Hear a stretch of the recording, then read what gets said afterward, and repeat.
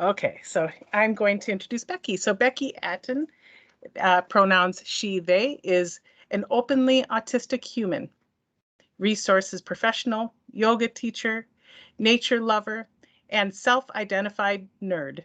Becky has over 16 years of experience working in the field of mental health recovery, both directly and indirectly, including work with Wraparound and CCS programs in Milwaukee.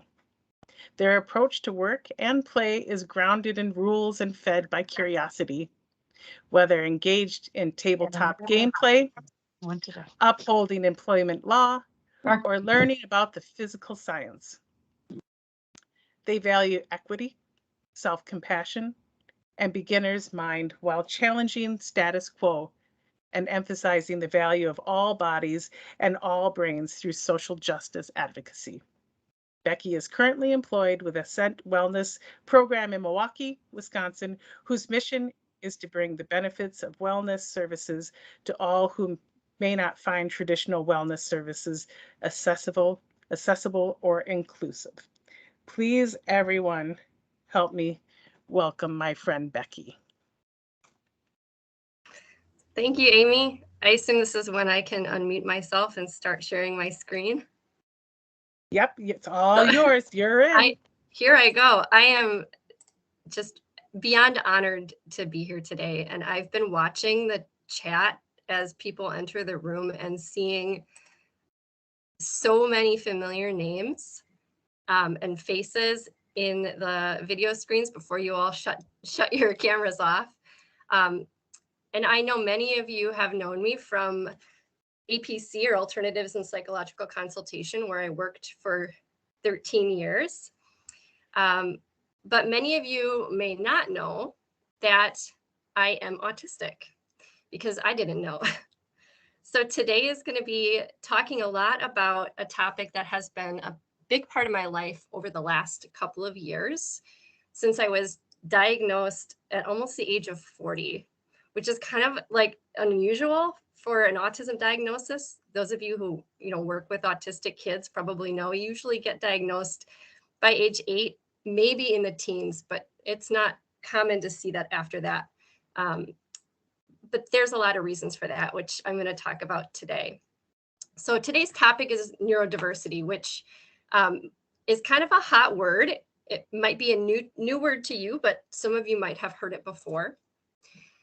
So when we talk about neurodiversity, we're really talking about differences in our nervous system, in our brains, and in the nerves that run through our body, our spinal cord, everything that's connected that brings us our human experience.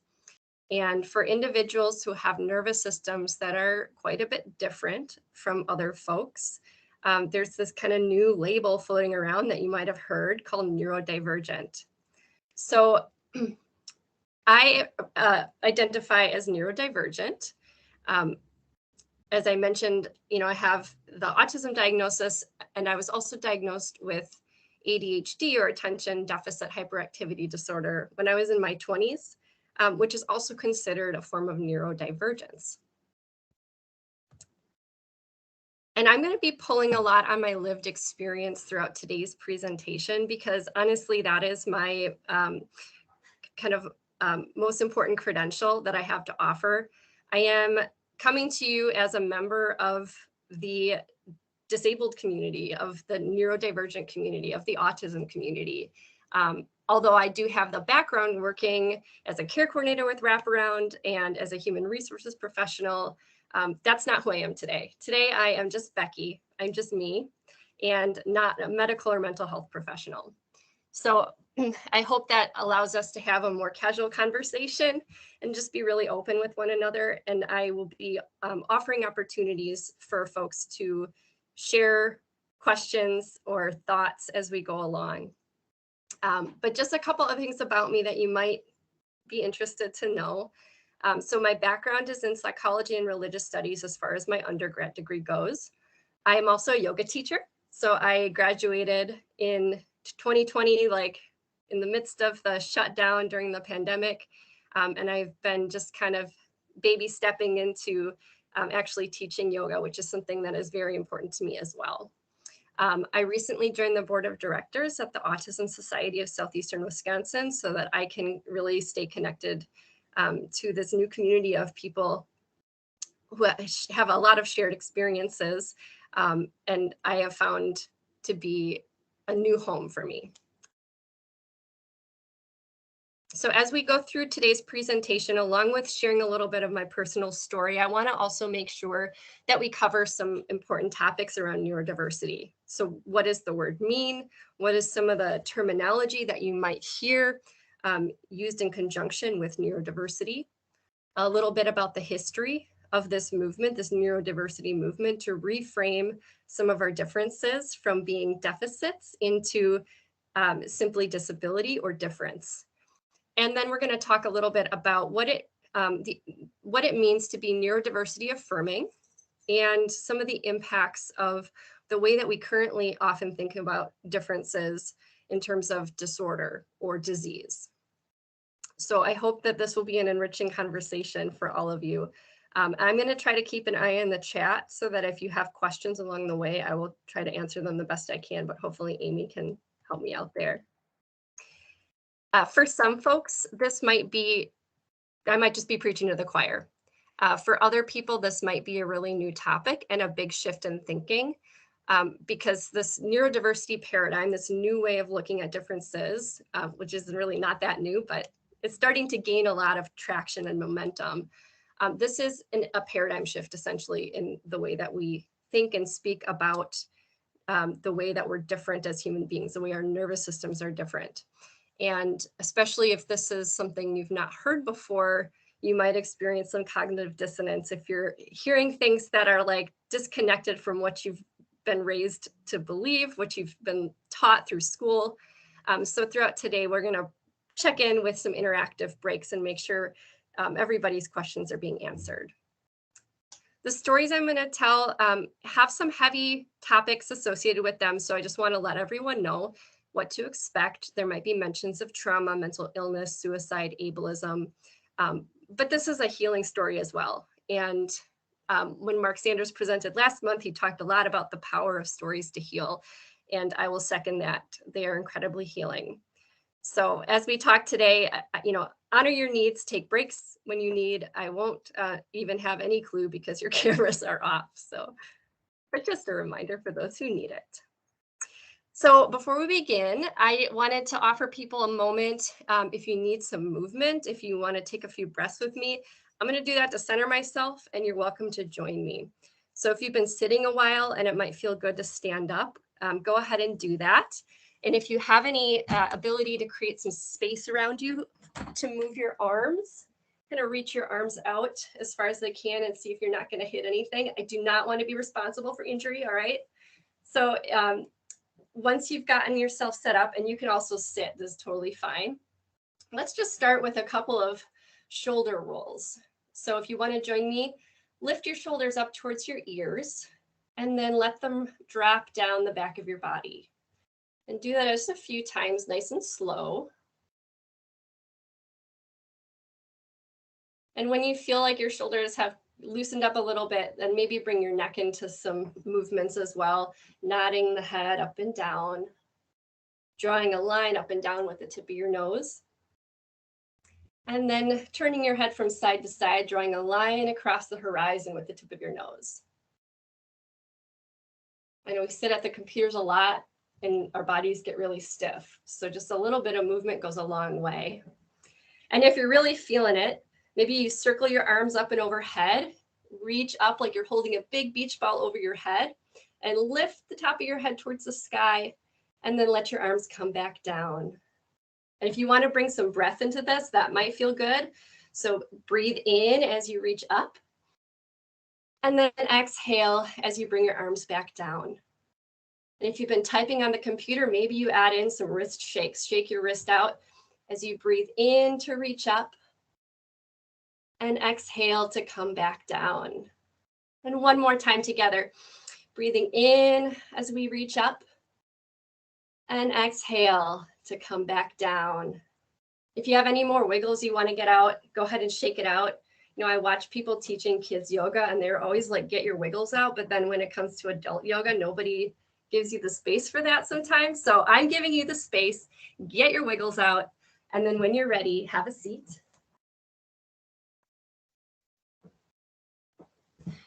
And we'll just take a couple of moments to breathe together. And again, you're welcome to join me, but you don't have to. So we're just going to do 3 sighing breaths together.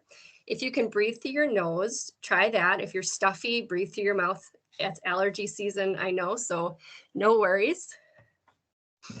And what we're going to do is breathe in through the nose, and then we're going to sigh our breath out long through the mouth. So wherever you're at in your breathing cycle, let your breath out all the way. And then together, let's breathe in through the nose, nice and deep, bring the breath into the belly, and then sigh it out long through the mouth.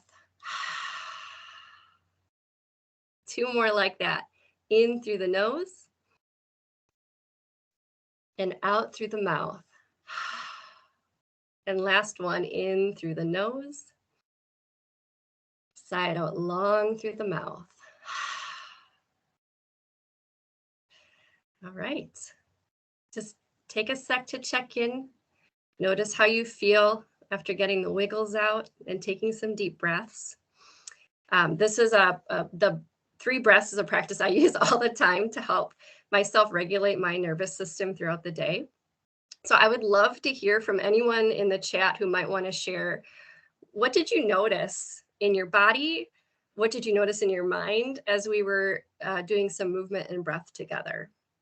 Did you feel self-conscious even though the camera was off? Did you enjoy it? Pam loved wiggling, very Tai Chi. Nice and calming. Thanks, Amy.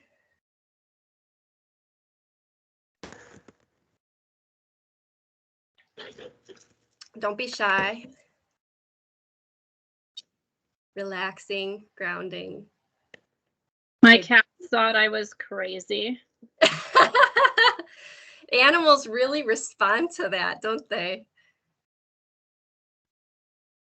Oh, Danielle, I'm so glad to hear. Yes, I do the wiggles, the handshakes all the time. And it's not just good for like typing all day. It is also really good for getting like just stuck energy, anxiety, all of that stuff out of the body so that you can sit back down and refocus. You are welcome. Thank you all for sharing in the comments. And I love to offer an opportunity for all of us to kind of have an experience together before we start, because this really helps to highlight some of what we're going to be talking about today, which is, of course, neurodiversity and the fact that all nervous systems are different. So everyone who did that exercise with me had a little bit of a different experience. They felt something different in their body. They noticed a different sensation in their mind. Maybe they felt calm or relaxed. Maybe some of you didn't, and that's okay too. So I just want to say this now at the start, and I might repeat it again, but it bears repeating because when we talk about differences in neurology, we're not only talking about the brain. The whole body is part of the brain in the sense that we are connected through our spinal cord and all the nerves that run through our body. So everything that we experience in our daily life as a human being, everything we touch and see and feel is different from the people around us because of the way our nervous system developed, because of our unique experiences and memories and associations that we have. So no 2 human beings are having the same experience because no 2 human beings have the same nervous system. And every single person in a body is having a human experience. So it's all valid, even if it's very different from that of the person next to us. And that is the simplest definition I can offer of neurodiversity. All nervous systems are different. And because we are all different, there really is no one single nervous system that represents what's normal. So either we are all normal or nobody is, or we're all special or nobody is, because we are all different. And differences can come in a lot of forms. Some of them are more obvious or more external, more behavioral, things that other people can witness and see. A lot of differences, though, are internal, and we're the only ones that really know those experiences. So when I talk about neurodiversity and differences in how the nervous system develops, differences in the way that we sense the world around us, the way that we experience life, I'm really talking about things like the mood and energy cycles that we feel throughout the year. A lot of us are really in tune with the seasons. We get more depressed in the wintertime. We feel energetic in the summertime. And for some people, those mood fluctuations that have a higher amplitude than others. We go up and down a little bit more intensely than others. Some of us experience time a little bit different.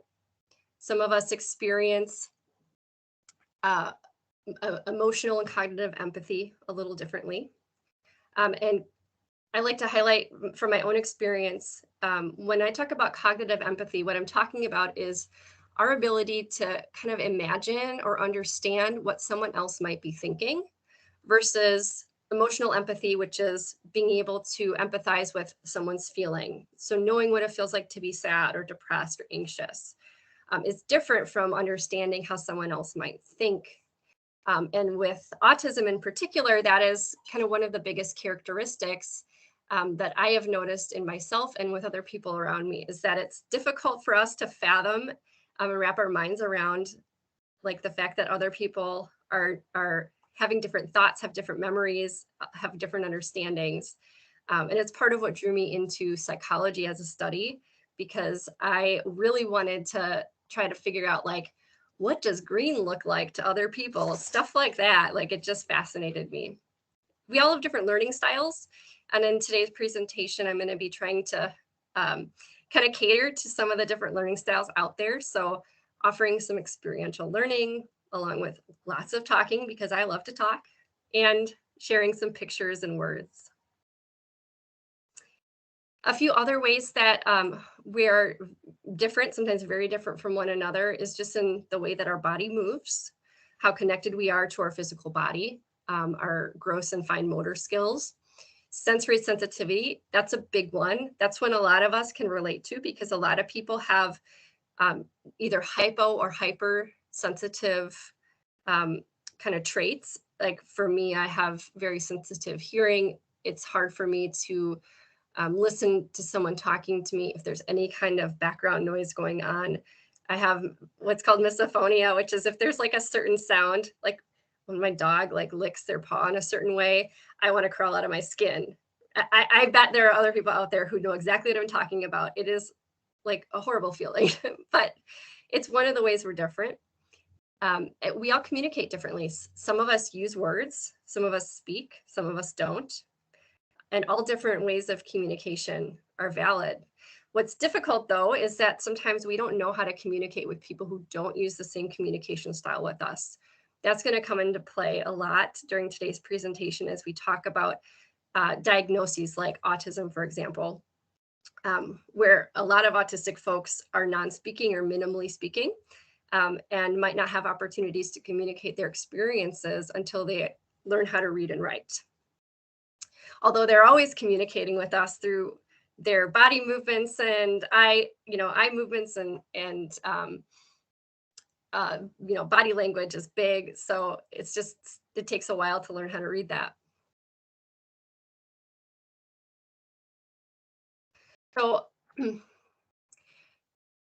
as we talk about neurodiversity and the neurodiversity movement, what I mean by movement is this is a more of a social justice movement to rethink the differences that we experience from being deficits or disorders in some cases, to just being natural differences in the way that human nervous systems develop.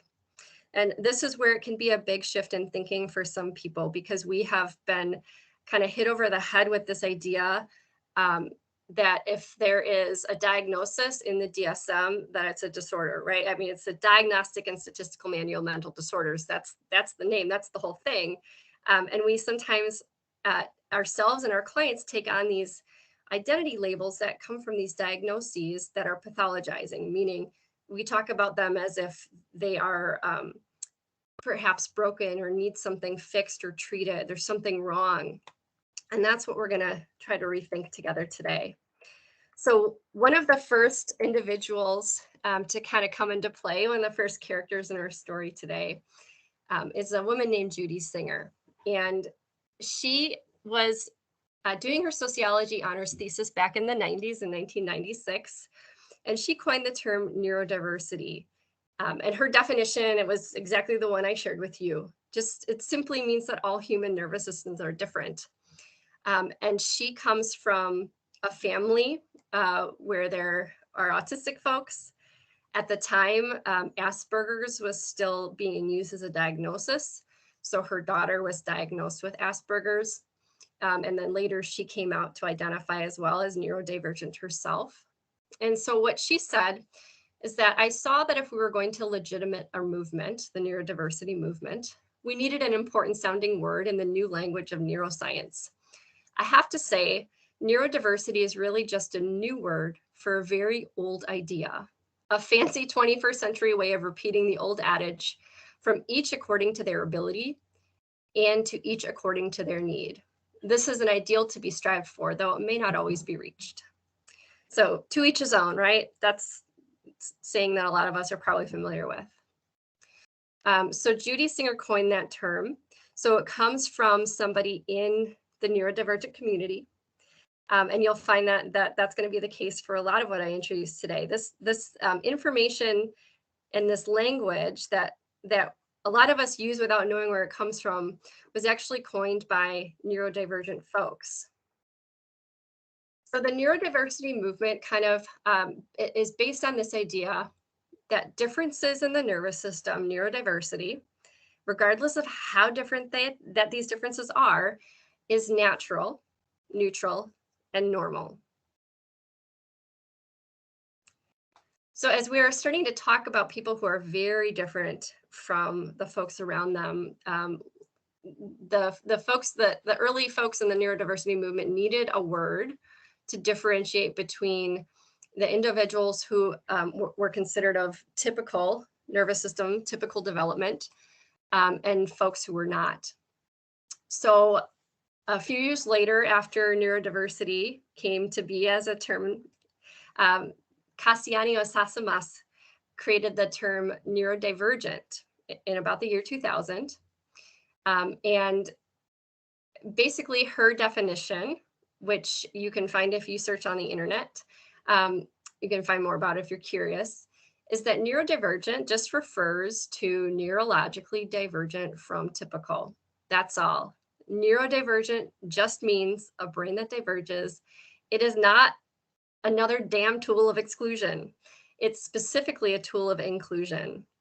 And this response comes out of a lot of argument. All communities of infighting, right? So the neurodivergent community is no exception.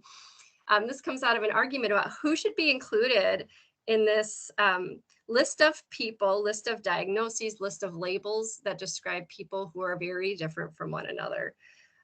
And we'll talk about this also a little bit more later, but I just wanted to at least give you this background to share that neurodivergent simply means having a nervous system that is relatively different from the majority of others. Some folks use it as a social identity, like I am.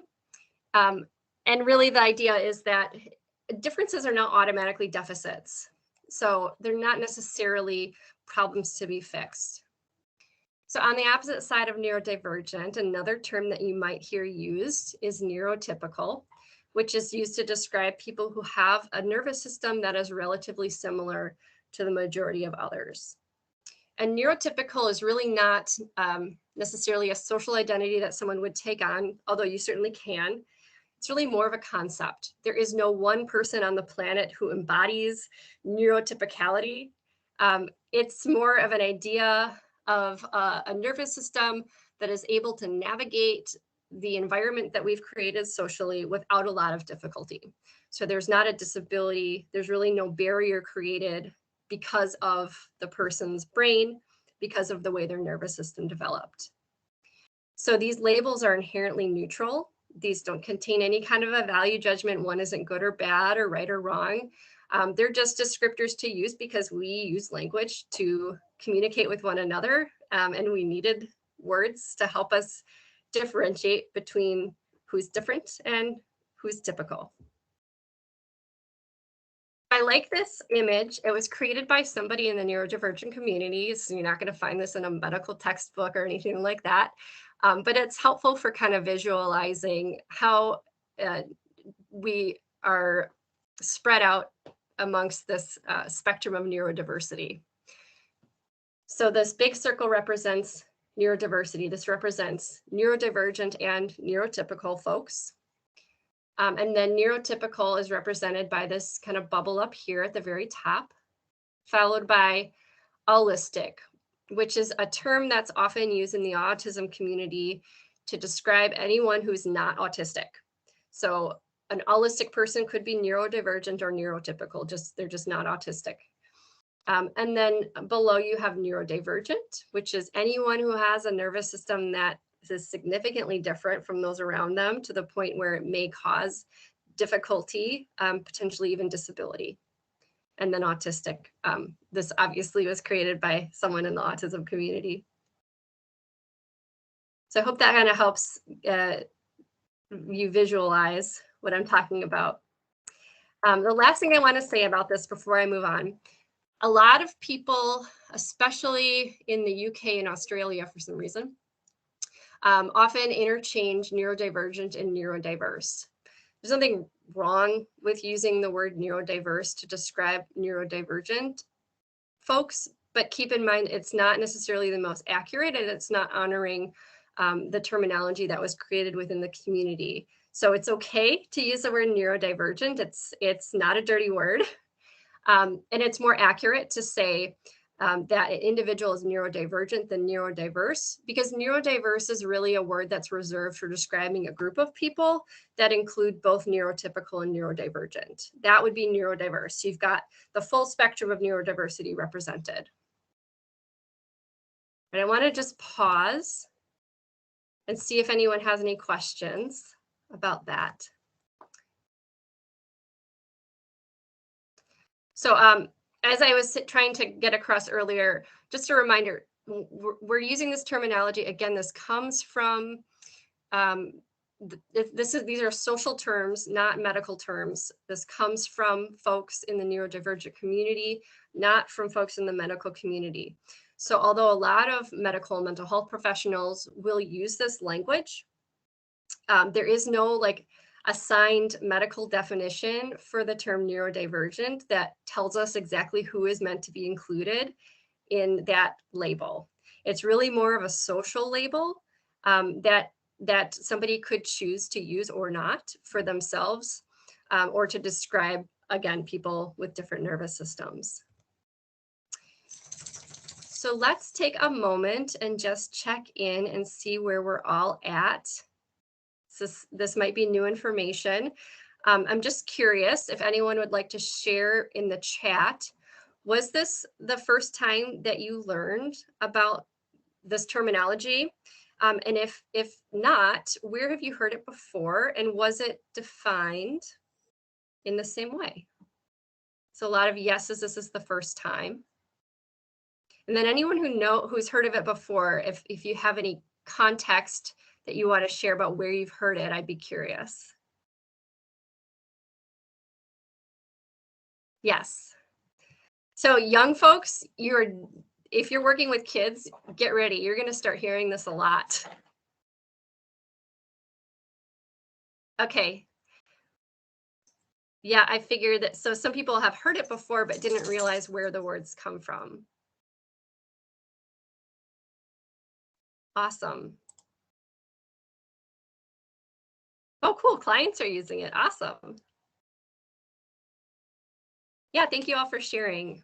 I'm so embedded now in this community that I don't really know how other people outside of the community are being exposed to this language or these ideas, if at all. So it's good to know it's not brand new to all of you. But if it is brand new, I'm really honored that I get to be the one to tell you about it. Hi, Becky. It's Mary Mapta. Hi, Mary. Hi. It's so good to see you.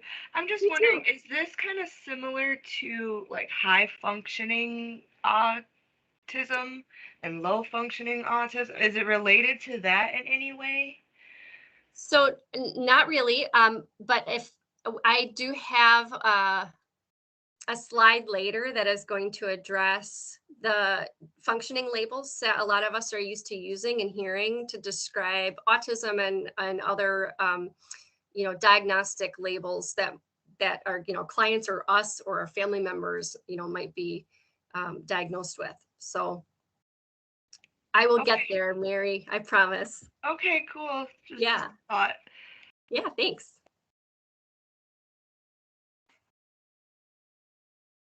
Okay. So I want to talk a little bit about the way that we're used to talking about neurological differences, psychiatric disabilities, if you will. So obviously, many of you are probably familiar with the DSM because of the work that you do. And this is really, the DSM is really based on the pathology paradigm. Paradigm really just means like a way of thinking about a concept. It's kind of just a model for the language that's used to talk about something in particular. In this case, mental disorders. So the illness model or the medical model is really what we're talking about when we talk about the pathology paradigm. This is what the medical community uses when they talk about diseases. COVID, for example, is a disease, right? It's a pathology. It's not a thing that we consider good.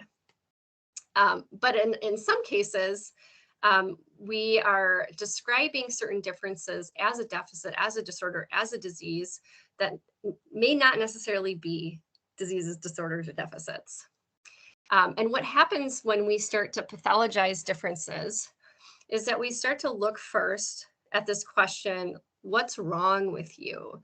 So we have this manual and we go through and we're looking for a common collection of traits that might bring us to a diagnosis that then tells us something about the person. So we have an idea of where to go next to help them reach resources or services or understand themselves better. But oftentimes that comes before we even think about what the person may need or how to help them. And that can be problematic because especially for, as we'll talk about a little bit later too, especially for people who have gone through life without getting an accurate diagnosis, they're just constantly being pathologized. The words that are being used to describe their experience are generally ones that frame it as there is a problem that needs to be fixed. There might be even a disease that needs to be cured or something that needs to be treated. In some cases, that is the case, but not in all cases. So I just want to take a moment to check in with you on the language of the pathology paradigm, because we see these words all the time. They're all over the DSM for good reason, because again, that's the purpose of the DSM. But a lot of times we use them in our daily vocabulary. We use them in our progress notes. We use them when we are sending referrals for services. If you're a care coordinator, you're probably using a lot of these words to describe your clients because these are the words you've been taught. So I'm curious to hear from some of you. I threw some words up here on the slide, but what are some words that you can think of that you've used or you've heard other people use to describe another person's experience that would be considered pathologizing, that would be describing their experience in terms of being a disorder or a disease? Can you think of any that's not on the screen? Abnormal. Yeah, exactly. You got it?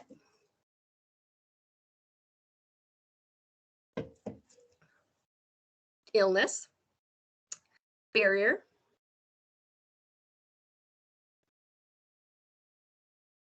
limitations, challenges. That's one a lot of us use when we're trying to avoid being too pathologizing, right? It's a good step in the right direction. Sick. Oh, insufficient. Good one, Mary. Yeah. I mean, like, think about how a person would feel to be described, even if it's not them themselves that's described, but something about them that's described as being insufficient or limiting or abnormal. These are just words in a lot of ways, but they have value judgments assigned to them. High or low functioning, yes. Etiology, I like that. So we use these words in our regular, daily vocabulary, and a lot of times we don't necessarily think about the impact that these words might be having when we're using them to describe other people. And so one of the things that I've experienced myself along the way is the sense that throughout the course of my life, growing up, being autistic and not having any clue, because autism, when I was growing up, had a very different look, so to speak. It was generally white and male, for one.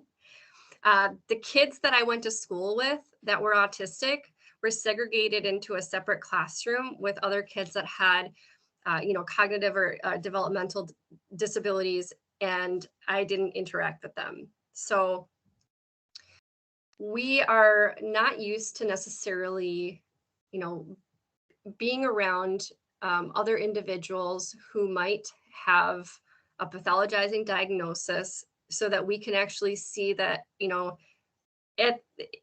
their core, we're all just human beings kind of trying to get by. But again, when we use this language that's pathologizing, that gives people a sense that there's something wrong with them, we tend to all kind of accept this implicit bias that differences that cause any kind of a disability is automatically a deficit. And if somebody's been diagnosed with something that we call a disorder or a disease, that requires a treatment. They should be cured, and fixing or curing them is a good thing. However, for certain disabilities like autism, for example, there's really no way that you can remove autism from me without destroying who I am as a human being. Autism is not something that you develop later in life as a result of an injury or something like that.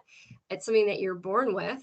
And even though not every single experience that I've had is unique to an autistic person, every single experience that I've had has still been influenced by my nervous system, by my neurology, and then therefore is an autistic experience.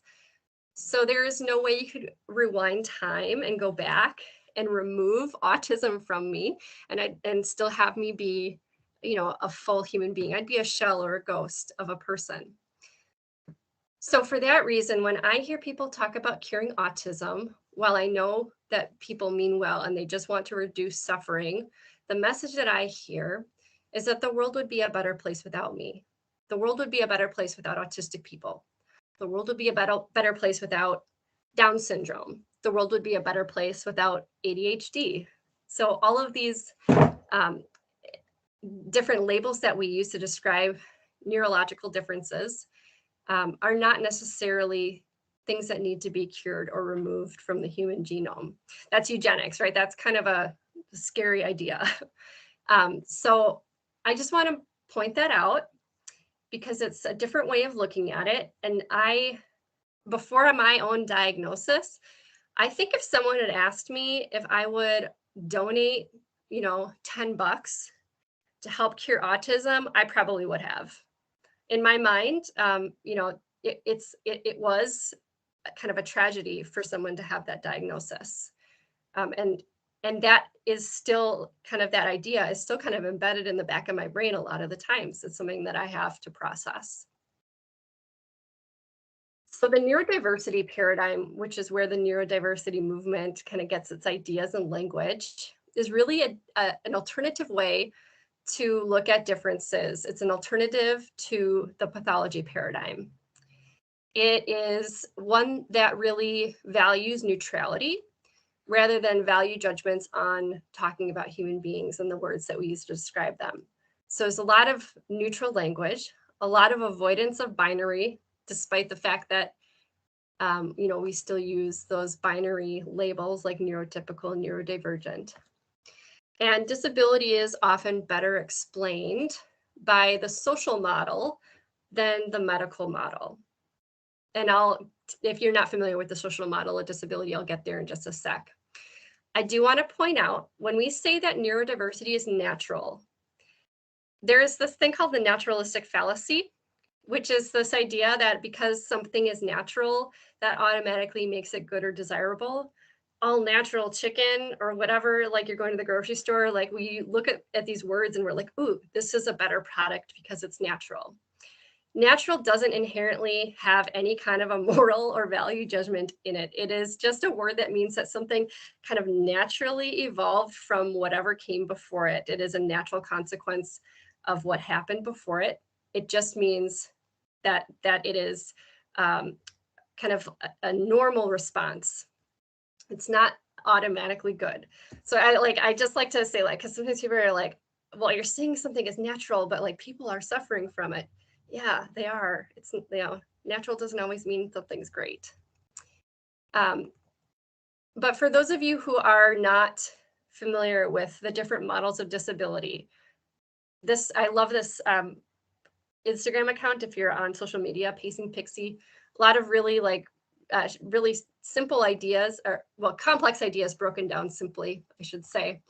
So there are a lot of models of disability. There are a lot of ways of trying to understand how somebody becomes disabled or what causes disability. These three models that are on this slide are not the only ones that are out there, but they are the most common, the ones that most people think about when they think about disability. So the medical model of disability, when you look at this slide, you see a person sitting in a wheelchair approaching a set of stairs. So there is a challenge now for the person to ascend the stairs in the wheelchair. And the medical model basically says that your condition, whatever the reason is that you have to use this wheelchair, that's the problem here. That's the problem in this scenario. Whereas the social model is really saying, actually, no, the problem is the fact that there are stairs and not a wheelchair ramp for this person to use. So the problem isn't the fact that the person has to use the wheelchair because they have a broken leg or a spinal, condition of some kind. So the problem is that whoever designed this building did not think about the fact that not every person has legs that can carry them upstairs. That's the social model of disability. It really takes the onus off of the individual for whatever challenges they're facing and puts it back on society to say this is something that we all have responsibility to help solve or address. It's not a problem inherent to the person. And I just like these definitions here because they're pretty simple. It helps to think about the differences between these terms that we use a lot: difference, disability, disorder, disease. So these terms were defined by a psychologist who I'm going to introduce in a moment, named Simon Baron-Cohen. So his definition of a difference is that it's a variation in a trait, something like eye color, or in the case of autism, the genetic component of autism. A disability. Yes, your question. I'm gonna hand it tomorrow. You're supposed to come. I was wondering, can I bring I'll it look. Monday? Nope, someone just didn't mute themselves. Yep, I'll look for it, Becky. Okay. Like 3:30. 3:30, cause Khalid be there at 3. Thomas, please mute. Oops.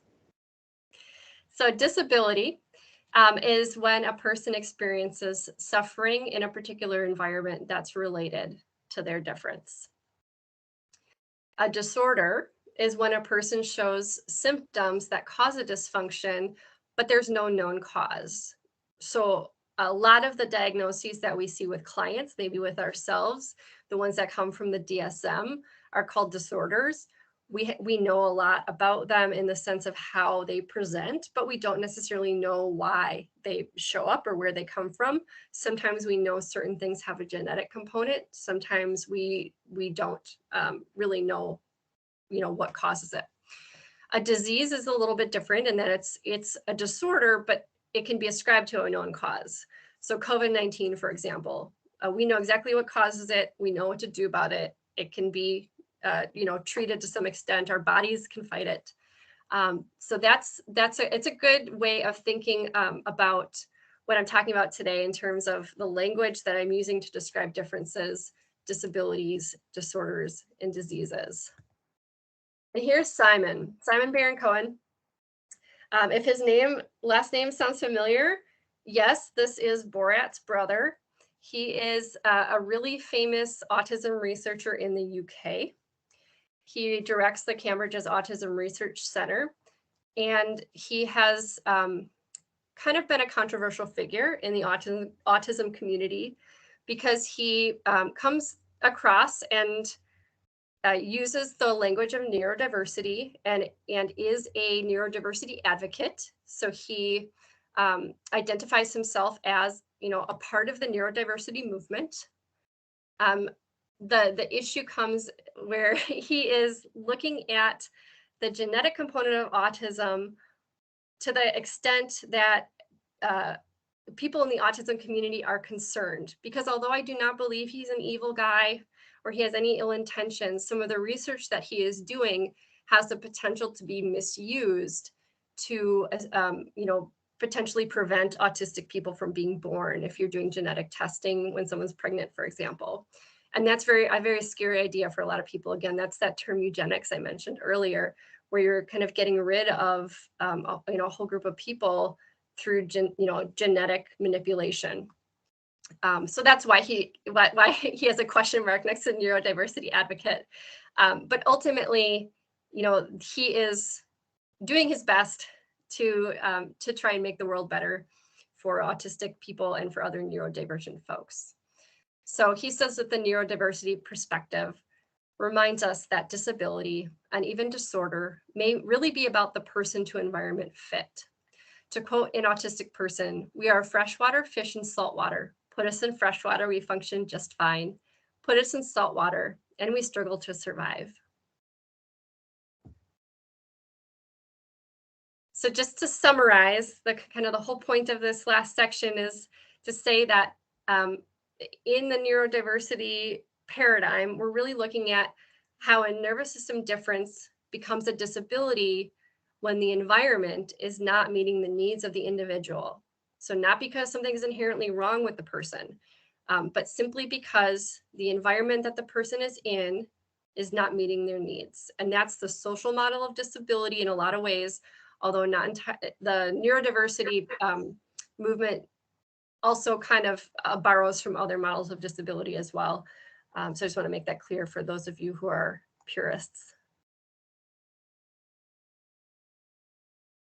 And kind of the message of the neurodiversity movement is really that we don't need to be fixed. We need to be accepted and supported. So, and I have been talking a lot about autism because the neurodiversity movement really was born from the autism rights movement. But neurodiversity and neurodivergence are not specific to autism. Neurodivergent is not a euphemism for autism. Neurodivergent is, again, a word that can be used to describe anybody who has a nervous system that is significantly different from other people around them, someone who might identify as having some kind of a psychiatric disability, for example. So again, we don't need to be fixed. We need to be supported.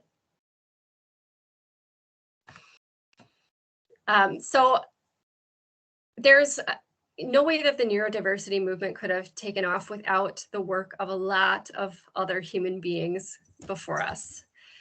So I just want to take a moment to recognize all of the people who have been throughout the existence of the human race involved in human rights and civil rights, gay rights, autism rights, women's rights, all of the different movements along our history that have tried to help make the world a better place.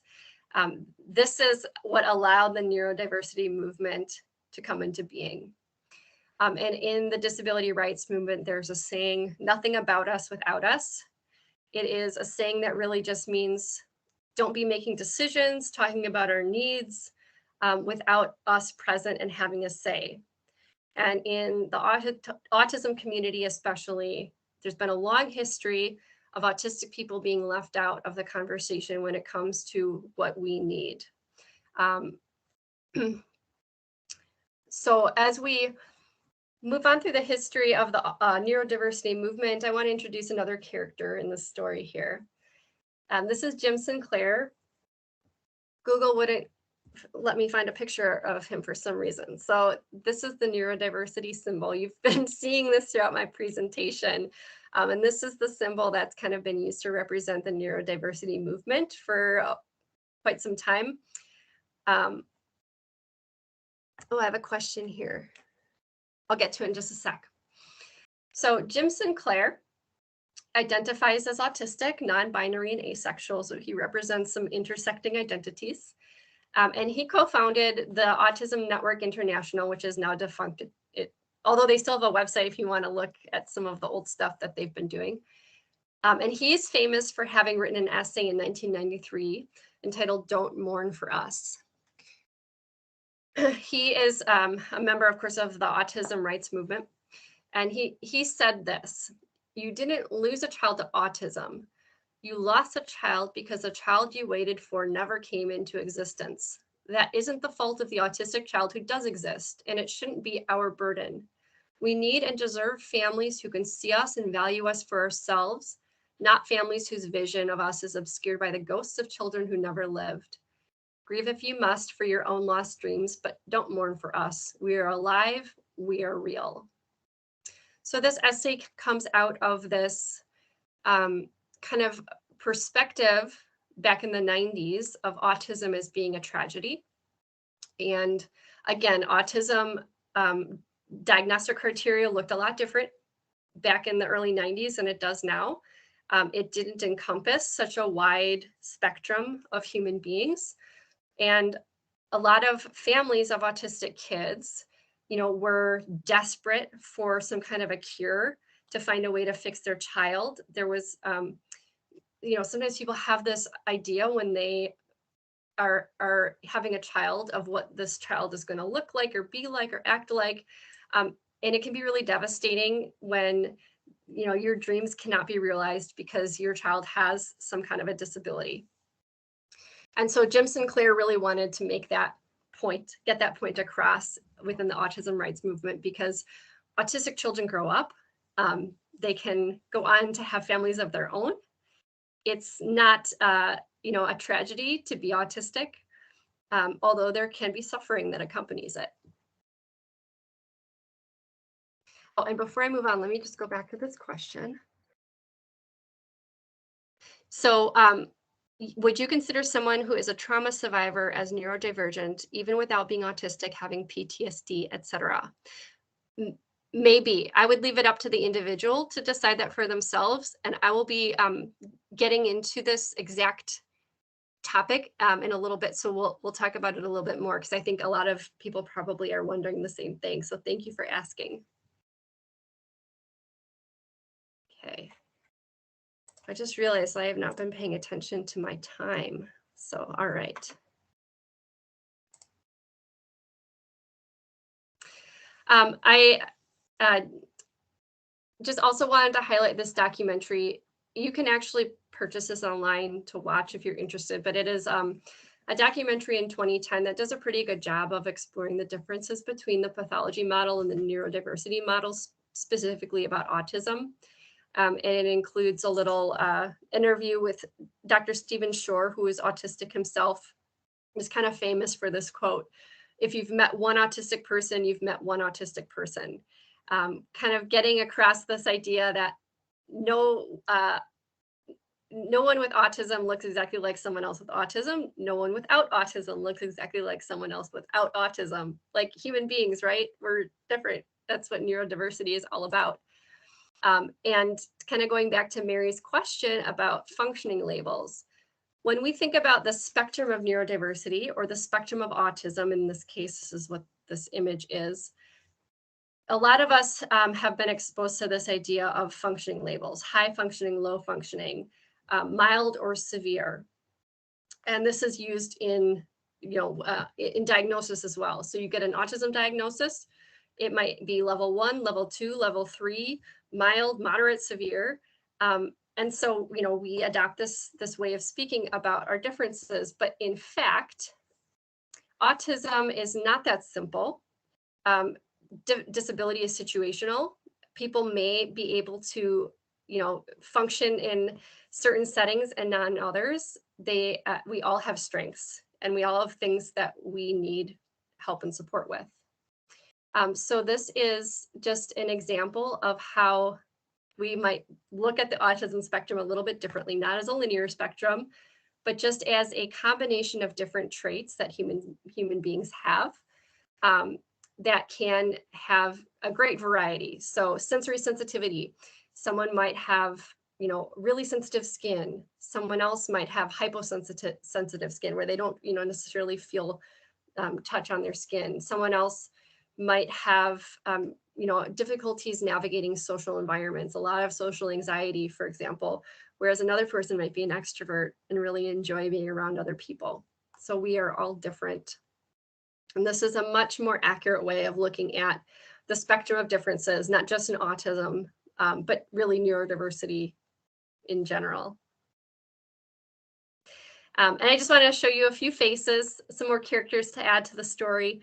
These are folks within the autism rights movement that have, made some huge changes for all of us. All of them are autistic. Many of them, many of the folks here and other folks would be folks who back in the day would have been considered low functioning. Folks who have high support needs is the way that we say it now. Some are non-speaking or minimally speaking. Some need, a constant, one-on-one support to help them with daily life tasks. But all of these people are out there advocating for autism and making a big difference in the world. So there is no reason why, a functioning label needs to be put on an autistic person that limits, what we believe that they can and can't do. And that's part of the neurodiversity movement, one of the kind of beliefs that come along with it. All right, so I know we are going on an hour and a half, so I want to offer everyone a 10-minute break. It is 2:05-ish, so let's return at around 2:15, and I'll pick back up from there. Before we break, you're welcome to go do your thing, but before we break, I'm going to stay on for a few more minutes, and just in case anyone has any lingering questions or concerns that they want to ask or share. Otherwise, I'll see you all at 2:15. Hey Becky, it's me, Mary again. I was just wondering, so this isn't my ideology, but a lot of the debates, that I get into people about this subject, they have an idea that there has been an increase in the number of autistic people since the 90s, and that it is considered a genetic disorder at its base.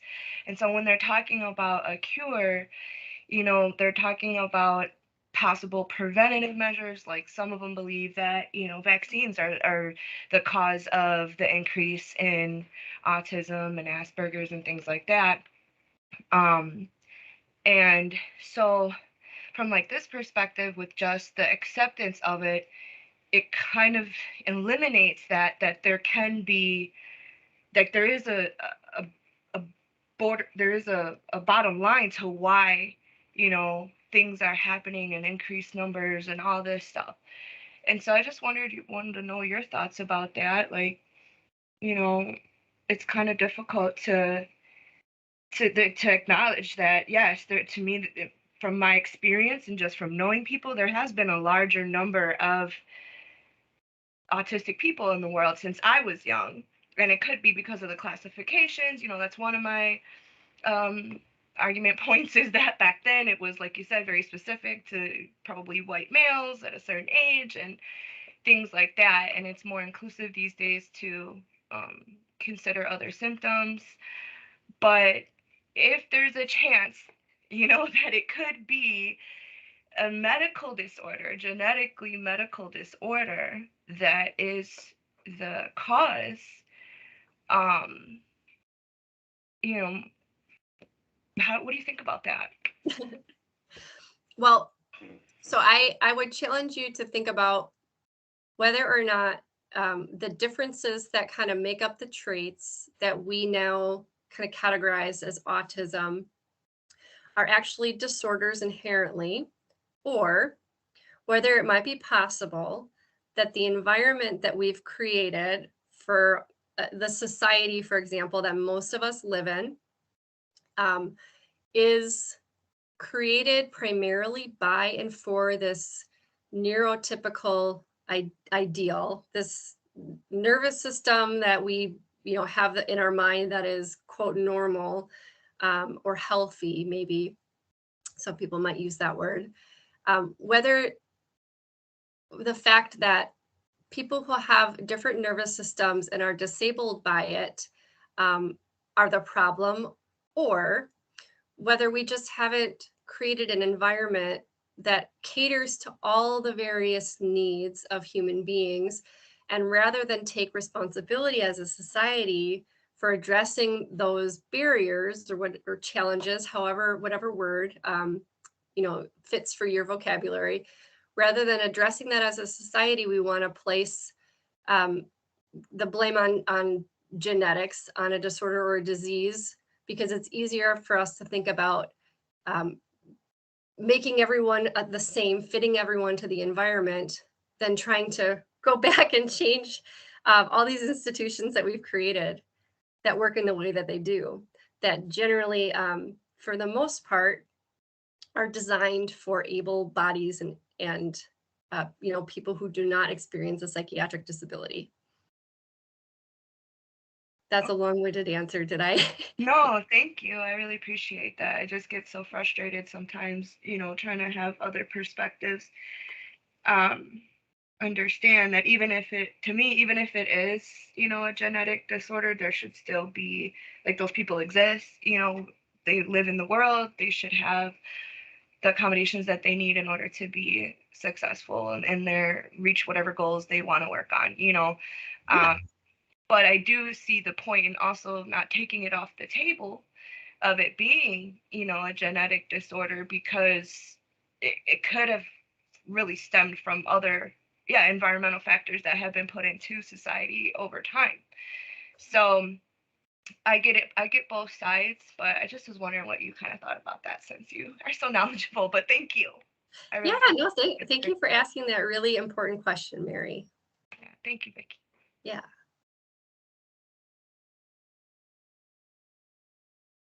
Hi, Hi. you're doing great. Do you need to Oh. slip away for a moment? Thank you. No, you know what I realized though? I was starting to panic because I was like, we're an hour and a half in, but I realized I started my timer when I logged in, not when we actually started. So I'm like relieved because I'm like, oh, phew, I'm actually right on time. Good. Okay, good. Yeah. No, you're doing great. It's just wonderful. So I'm very happy. I hope you're happy too. Yeah, I love talking. I love hearing myself talk. So this is great for me. Okay, well, Good I'm job, gonna- Becky. you're doing a great job. I'm going to slip away I for a love moment. hearing you talk. I miss you. I'll be right back, Thanks, Amy. okay? Okay, thanks, Pam. I miss you too. I'm so glad you're here. It was nice to see your face. I felt immediately relaxed. I'm glad I'm here too. I'm learning a lot. I'm glad. But I hope, yeah. I was always like, well, before I did this, I have no idea how much people know about this topic. So I'm really kind of glad that I got the opportunity to be the first one to introduce it to some people. So. Well, and some of us know it from our own family experience and from dealing with you. Dealing with me. Oh my gosh, I love that. With you in a work environment, you know, it's like, oh my God, I wish I would have, you know, known some things ahead of time, but you know, I wish I would have too. Might have made things a lot easier. you know what? Maybe not. I mean, it probably would have gone the same way, but it needed to go that way for you and for me as well, you know, so. That's right. So it is very healing though to have the opportunity to share this information with people that I've had relationships with for a long, long time. And maybe, you know, had frustrating times with me, and now they're able, you know, it's easier for me and other people to kind of reframe like, oh yeah, that's why that happened. Well, and it also helps with other relationships and, you know, with myself and with other relationships. So you're not the only one, you know, obviously that's out there that has that. I mean, I have this in my family as well. So Yeah. Yeah, and my brother who's autistic, you know, I had, you know, he has, you know, a very different experience than I do even. So even learning about myself has helped me to better understand him. So definitely the more that we learn about how we are different from one another, the more I think we can hold that compassion and know that each person is really just doing their best with what they've got. Well, and I'm very excited as a species of us, you know, human beings as being more diverse, because I think what evolution is gonna come about and the changes that are gonna happen, we're gonna have to we're gonna all have to come to the forefront with all of our, you know, strengths and diversity. And I think diversity is actually maybe gonna help us, you know, as a species. Oh, absolutely.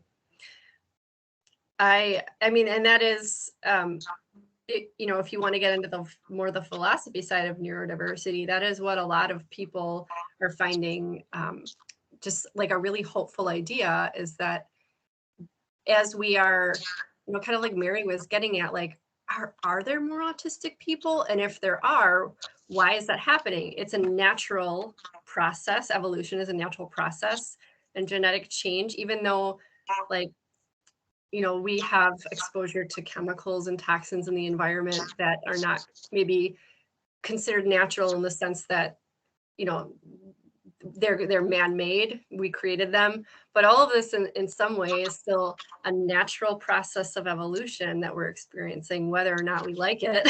So Well, I mean, it's just like, how is our neurobiological evolution, you know, change, you know, we're changing the environment and all the other animals around. We're animals basically, you know. right. And so how is this all, how are we gonna survive? And I think it's I think people that are more diverse, you know, will probably survive more, you know. That definitely, that's my hope too. So, all right, we're at 2:17, and I am going to pick back up for those of you who have rejoined. So I hope you all had a nice break. I've got a few questions in the chat that I'm going to get to before I move on. So Carol, hi Carol. How do you say that's my friend's kid? He's neurodivergent. And how do you say he needs support when he, whatever the case, there seems no simple way to introduce a third party who is neurodivergent. Think about parents at the soccer field or the grocery store. Yeah, I mean, so actually I'm going to talk a little bit about labels that people may choose to use for themselves or for others. So if you are, so one of the things that I think is important to think about is when a label is important, when a label is necessary, and when it's irrelevant. So if you're just strictly looking to respect the needs of another human being, it doesn't necessarily matter what their diagnosis is. And not everybody's going to know what it means anyway if you say autistic or neurodivergent, for example. But if you say something like, and this is from my personal experience, I go to the dentist, I have a lot of anxiety. The noise of the machines is creates a lot of stress for me. So I wear, headphones or earplugs, and I like to just let, and I do this tapping thing with, it's a yoga thing that I taught myself to help keep myself grounded. So I will tell the person who's working on me, not necessarily, hey, I'm autistic, but I'll say something like, hey, just so you know, I have a lot of sensitivity to sound, and I get very anxious in the dentist chair. So I'm going to be wearing headphones. I am going to be tapping my fingers on my leg, and there's nothing to be concerned about. Or my kid's going to be wearing headphones. My kid's going to be tapping their fingers. This is a nervous system regulation tool, something to that effect. So, and Carol, I think I might answer more of your question later, but I hope that helps for now. And I've got some other comments here. Oh, thank you for sharing, everyone.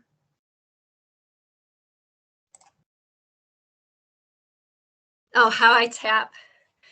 So I do Satanama, it's a mudra. So Satanama, Satanama. Sometimes I will rub my fingers together if I need a little bit more tactile sensation.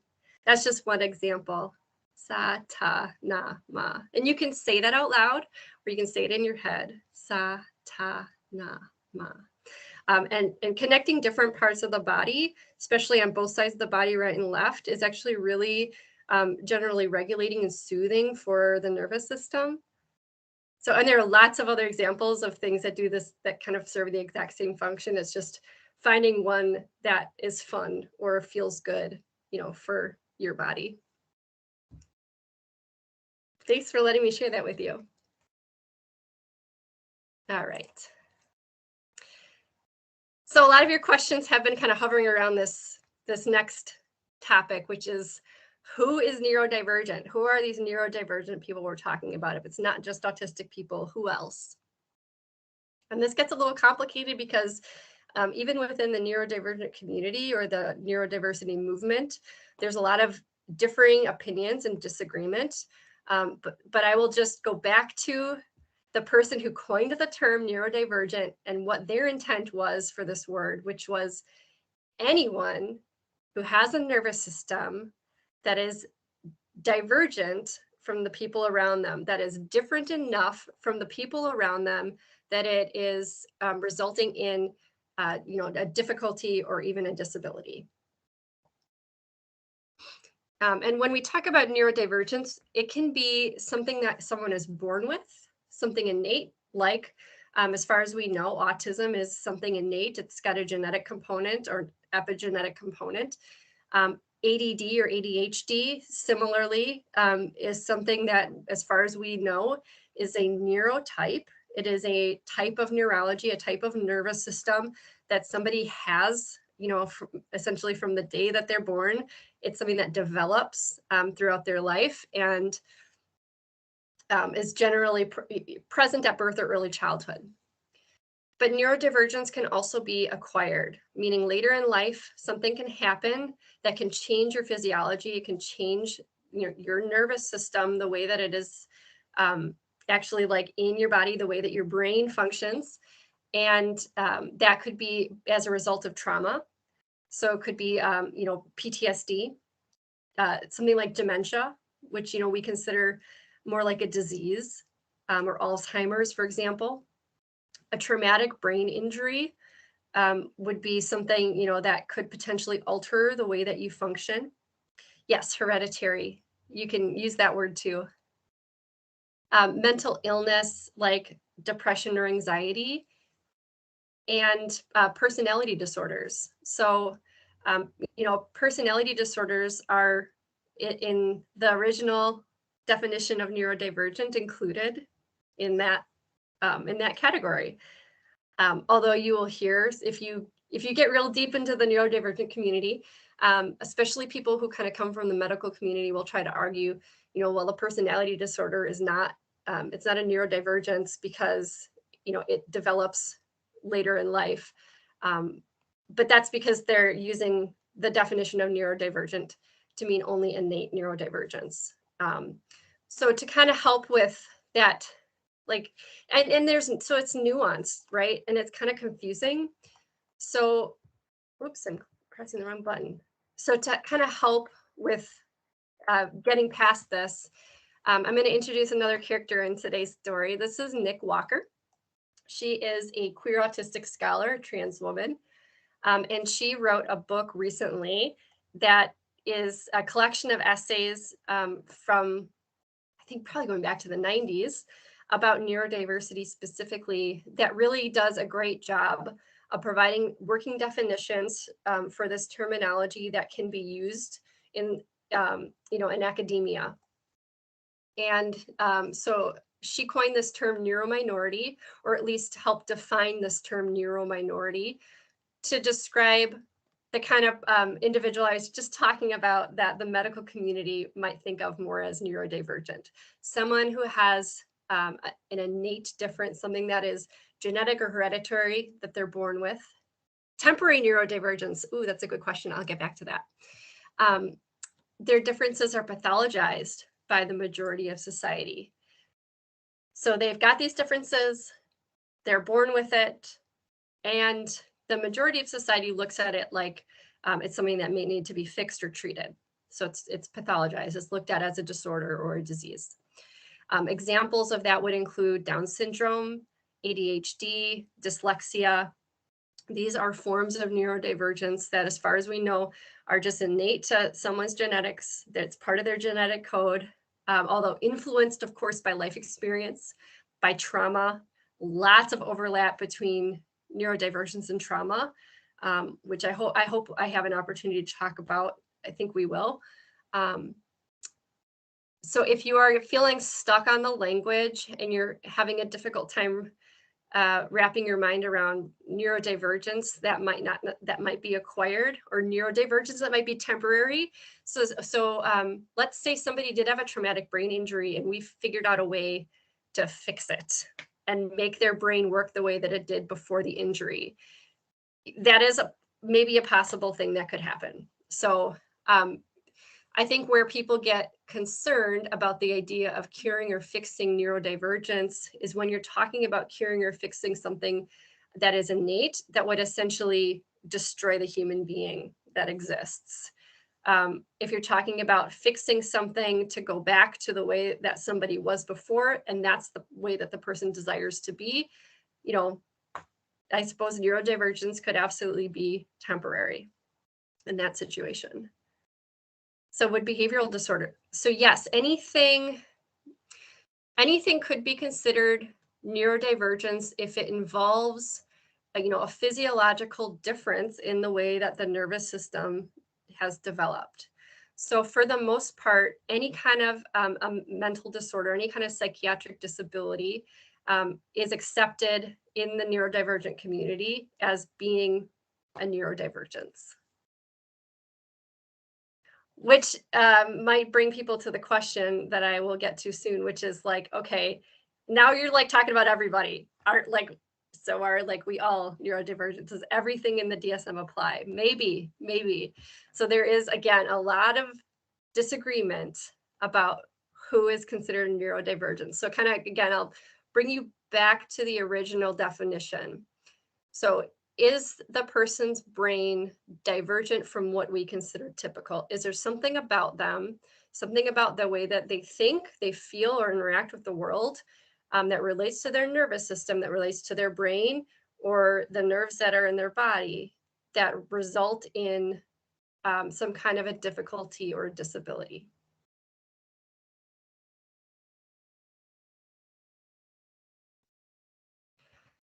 Right. So person first language and identity first language is kind of it's a big topic especially when you start getting into autism rights, for example. Within the neurodiversity movement, people are more likely to use what's called identity first language. This is using the label that you've been given, like autism, as an identity label. So I am an autistic person. My client is autistic. So autism is an inherent part of you. It's something that you are, not something that you have, like COVID-19 would be, I have COVID-19. That would be an example of where you might use person first language, person with COVID-19. It's not an inherent part of you. Some people who are autistic would prefer to say, I am a person with autism. So for some people, autism is not necessarily an inherent part of who they are, or this is just the language that has been familiar to them because this is really the language that the medical community prefers to use. Many of you probably have been taught this in school when talking about disability rights, for example. You may have been taught to refer to people using person first language, always putting the person first. And the idea behind it is not a problem. It's a nice idea because we're really just looking to say whether or not, regardless of diagnosis, you're still a human being, right?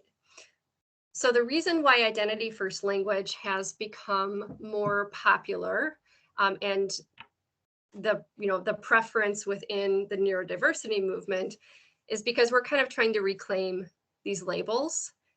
We are trying to make the point of saying, I shouldn't need to remind you that I'm a human being before I tell you that I'm autistic. I should be able to say I'm autistic and not have you immediately, ascribe some kind of assumptions on what I can and can't do, or my value as a person. So whether or not you or your clients or people use person first or identity first language, just know that however the person who has the diagnosis identifies, please honor that and use that language with that person and when talking about that person.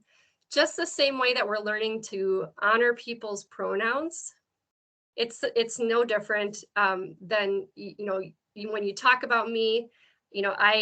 I have gone my whole life using she and her. Starting to move away from that and use more neutral pronouns, they and them. So as long as you're honoring the way that I choose to identify, I feel respected. And same thing for everyone else. Not everybody is going to feel comfortable using identity first language. The symbols that I have here are just to kind of represent, oftentimes in the neurodiversity movement, again, this is the symbol that we use to describe the spectrum of neurodiversity, which also includes a lot of differences in gender and sexual orientation. And I'm going to talk about that too. The puzzle piece is like the original symbol used in the autism community. And a lot of autistic adults especially are trying to get away from the puzzle piece because it has kind of been, they feel it's infantilizing, and it has oftentimes been interpreted as saying sometimes that people have a piece missing, or that it's impossible to understand them because they're puzzling. And while that's not necessarily there's nothing inherent about the puzzle piece that's right or wrong, just the fact that that is what some people are feeling is the reason why folks are trying to move away from using that symbol. So if you are used to using the puzzle piece symbol, there's nothing morally wrong with it. I just want you to know that you might run into folks who would prefer to use this infinity sign instead. All right, so I've got a lot of questions about what is included in this neurodivergent category. So the DSM-5, as we've been talking about throughout, obviously is well, maybe not obviously, I don't know. Nobody uses paperback books anymore, hardcover books, but I mean, this is a big thing, right? I don't know. I don't have one in front of me. It's a it's a big book. There's a lot in it. And this is just a smattering of some of the diagnostic labels that a person could have. But these are some of the diagnoses that are most commonly considered, neurodivergent: autism, OCD or obsessive compulsive disorder, schizophrenia. Some people like, oh my God, are you trying to say schizophrenia is like a good thing? Maybe, I don't know. That's really up to the individual to decide, the person who's got this diagnosis. I know some schizophrenic folks who recognize that there are parts of being schizophrenic that can, in some ways, be a gift, and parts that are really debilitating, disabling. So again, I try not to like answer questions with like a very like hard yes or no, because so much of this is personal and really up to the individual to decide if they want to be considered neurodivergent.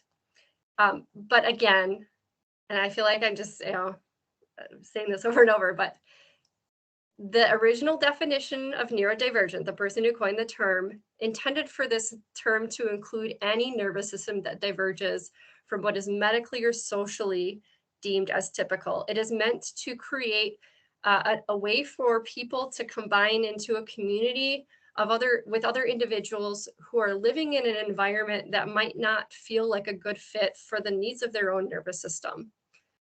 And so what I was kind of saying with Mary and I were chatting during the break about the idea that, the environments that we spend a lot of our time in, workplaces, schools, grocery stores, entertainment venues, things like that. Most of these environments have been, were designed at a time when we didn't really understand or think about all of the different needs of other human beings, especially disabled folks. So it really wasn't until, the civil rights movement in the 60s and then later on with the ADA in the 90s, that like schools and workplaces, were starting to like be forced to be accessible to people that had, wheelchairs, that used wheelchairs, for example, or that had other disabilities. Putting Braille and restroom signs, stuff like that. Like that stuff wasn't things that, those weren't things that we thought about a lot in the past. So now that we're becoming more aware of people's access needs, we can start to think about this idea that like the environments that we're in were created by and for primarily to neurotypical individuals. And again, this neurotypical ideal, this quote, normal nervous system, whatever this looks like. And so if somebody is struggling in an environment because of anything to do with their nervous system, because of the way that they feel, the way that they think, or the way that they interact, then that essentially falls into this category of neurodivergent based on the original definition. Sorry to keep repeating that same point, and I hope that helps. So just want to highlight, this is a group you can find on social media, Students with Psychosis. I just think it's nice to kind of get a sense of what other people are feeling, not just autistic people, about their own labels. So this student is saying, I used to think psychotic meant dangerous, deviant, to be avoided at all cost. But now I know that psychosis is morally neutral. Most of us are trying to lead a normal life like everyone else. And you can really replace psychotic with just about any kind of a disorder that has a value judgment placed on it by society. So antisocial personality disorder, borderline personality disorder, narcissistic personality disorder. When you hear that word, when you hear those labels, I have a feeling like that many of you are like me, and that a lot of the thoughts and ideas that come up are more negative, more pathologizing, more like, ooh, like I really would not want that label on me because I think, people would avoid me. I would not be able to connect. I would be disconnected. So again, like community is so important, and having a community that is more inclusive, having a community of neurodivergent individuals who don't really care what your specific diagnosis is, just the fact that you are all kind of struggling to navigate a neurotypical environment, like that's really important for people to be able to have that connection and to see that that it's not all bad to have, you know, a diagnosis from the DSM, for example. There are a few other kind of profiles of what a neurodivergent person looks like that might not include like an actual diagnosis from the DSM. This could be more of a medical condition like multiple sclerosis or Alzheimer's. I'm not sure if that's in the DSM or not. The highly sensitive person. So this is a book from the 90s by Elaine Aron. Maybe some of you have read it or heard of it. She really just describes someone with a sensitive nervous system. Because back in the 90s, like there was this kind of toxic masculinity attitude, right? That people had to be tough, and sensitive people, especially sensitive people who were, you know, assigned male at birth, you know, had labels like, you know, sissy or much worse applied to them. So she came out with this book to kind of help someone with a sensitive nervous system better understand themselves and to reframe sensitivity as more, you know, morally neutral, and something that can be a gift as much as it can be a challenge. There are human beings out there who experience what we call hyperempathy. A lot of folks with hyperempathy end up in healing professions. They might be massage therapists, maybe psychotherapists. Maybe some of you identify as being an empath, but you have a you know, deep connection to other people to this extent that you can kind of feel the emotions of another person. You can feel the energy of another person. And some people with, you know, this life experience, you know, struggle because of it. So you might consider yourself neurodivergent if you have that experience. And gender diversity. So while, you know, identifying with a gender other than the one you were assigned at birth is not inherently a neurodivergence, there is a huge overlap between gender diversity and neurodivergence, which I'll actually talk a little bit about later. But just to give you a sense of how many people are considered neurodivergent, if you go strictly off of diagnostic labels, we're looking at about 1 in 7. However, as I mentioned, I didn't get diagnosed until I was almost 40 years old. And that was only because I had the privilege and the resources to do so. So we're looking at a situation now where it depends really on where you look. This is not a hard fact, but just a, you know, speculation. But it may be possible that up to 40%, possibly even more, of our population may actually be neurodivergent when we account for folks who have not been diagnosed. That's a huge number. That means almost half of us are in some way, shape, or form struggling to get by in life because of our neurology, because we have different needs, because we have different sensitivities, because we learn and we think differently, you know, because we socialize differently, we communicate in different ways. All of those differences that we talked about at the very beginning. So when you think about that and the fact that most of the institutions, schools and workplaces and things like that are designed for a certain neurology, typical neurology, now we're looking at like, okay, a situation where like realistically, you know, why are we still forcing people to get a formal diagnosis to be able to ask for an accommodation so that they can better do their work, for example? I work in human resources, so this is a big deal for me. And I get very frustrated at hearing about some of the things that my friends, my autistic friends especially, have to go through to get their workplace to provide them with an accommodation as simple as being allowed to wear headphones, noise canceling headphones, in environments that are overstimulating for their sensitive ears. Like some workplaces really do not allow this without a doctor's note. So anyway, I get a little passionate about that. But yeah, so it is quite possible that a lot of us are neurodivergent, probably a lot of us in this room, and we may not know it. Part of the reason we may not know it is because it's really hard, especially as an adult, to kind of figure out like what's what when we may have a lot of other things going on. So we might be experiencing, symptoms of mental illness that are not endogenous. They're not inherent to who we are. There's something that happened because of experiences that we've had, like anxiety or depression that evolved as a result of, maybe abuse or neglect, trauma, PTSD, or complex PTSD. There's a lot of physical medical conditions that are correlated with autism and other forms of neurodivergence that at one point in time, were kind of thought to be part of autism.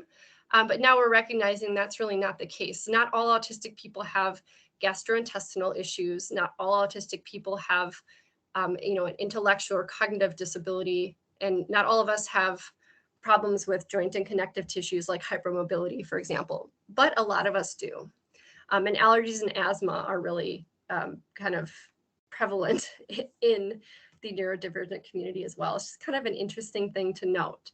So it can be really difficult sometimes to figure out what exactly is at the root of what's going on with someone when there might be all of these other things happening at the same time that are all interacting and creating a really complex situation. Because all of us have a lot going on. We're all different. I want to just reiterate this point and remind us to think about the fact that a nervous system difference becomes a disability when the environment is not meeting the needs of the individual. So again, moving away from this individual responsibility for having a difficulty in life and moving towards this idea that society really has some responsibility here for helping to create environments that meet everyone's needs, not just neurotypical needs. And this gets even more complicated when we start bringing our intersecting identities into play. So a lot of us are multiply marginalized, and especially if you are not white, getting a diagnosis for autism or for anything like that has a lot more barriers to it. And this is something that we're starting to become more aware of. And there was actually quite a few studies done, but I'm highlighting one here that gave some hard numbers, basically in stating that for comparing white, Black, and Hispanic, so non-Hispanic white people, white children are 19 to 30% more likely to be diagnosed autistic than Black children. White children are 50 to 60% more likely to be diagnosed autistic than Hispanic children. And when it comes to the Black community, there is twice as much likelihood that a Black child is going to be diagnosed with an intellectual disability. What that really tells us is that unless, for example, a Black child is struggling as a result of some other kind of a disability, like an intellectual disability, they're likely to fly under the radar. So their autistic experience is likely to be ascribed to something else, like emotional disturbance, reactive attachment disorder, oppositional defiant disorder, rather than actually being correctly diagnosed. And this has been the experience of a lot of people who in childhood were seen as, problem kids. You wraparound kids, right? A lot of kids in wraparound get in wraparound because they get in trouble, because their behavior is considered unmanageable by adults. And it's quite possible, which a lot of adults are now finding out, that much of their difficulty was nothing to do with anything wrong with them, or because they were bad, or because they were, they didn't care about behaving, but because they were autistic or otherwise neurodivergent, and their nervous system's needs were not being met. Especially if you are living in a community where there's a lot of violence or trauma. Again, there's a lot of overlap between neurodivergence and trauma, because if you're more sensitive, it's more likely that you're going to be impacted in an environment where there is more chaos, violence, abuse, neglect. Your nervous system is more sensitive, potentially. I want to introduce you to someone. Her name is Morenike Giwa-Onaiwu. She is an autism advocate, and she talks a lot about the experience of being Black and autistic. She's autistic herself, but she was late diagnosed like me as an adult. And kind of what I was getting at earlier about it's really hard to separate out when you've got so much else going on. What is autism, or what is ADHD, or what is bipolar disorder, and what is like trauma, what is depression, what is anxiety.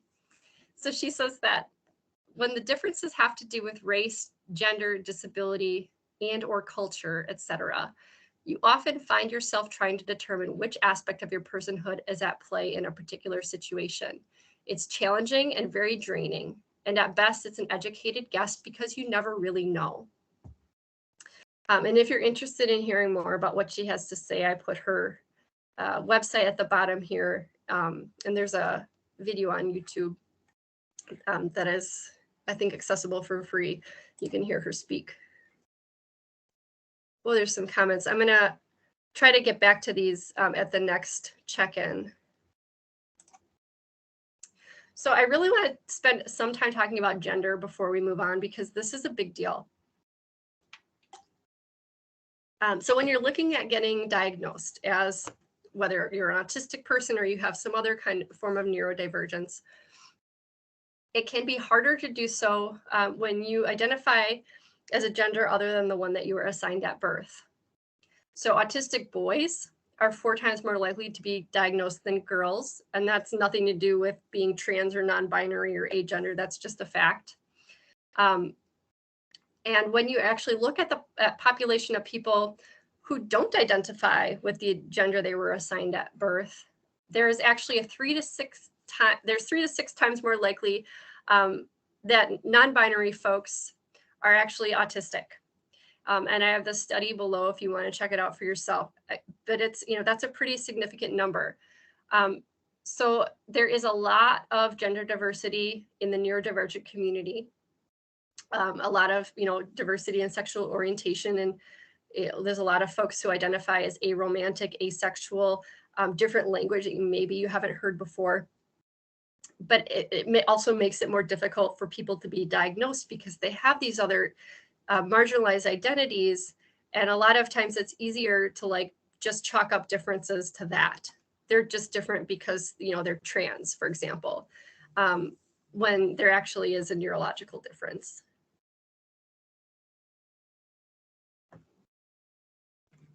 Okay. And I want to explain this further because one of the reasons why so many women, so many non-binary folks get missed is also because of this thing called masking. And masking is not unique to the neurodivergent community. It's not unique to autistic people. Masking is something that we all do, especially in an environment where there's a particular way that we need to look or behave. So we adjust our behavior. We want to fit in. We want to be liked. There's something that we want from the situation. So we need to behave a certain way. And this might be at work or at school, at parties, with our family. So I'm just curious to hear from those of you who want to respond in the chat. What are some of the things that you do to fit in different environments that feel unnatural to you, but you do it because you don't want to be rejected or you want to connect with other folks? What are some ways that you mask?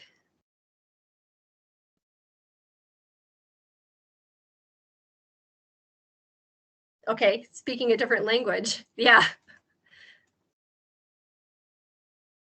It's really hard to communicate with people if they're, not speaking the same language as you, or if they communicate in a way that is different from you.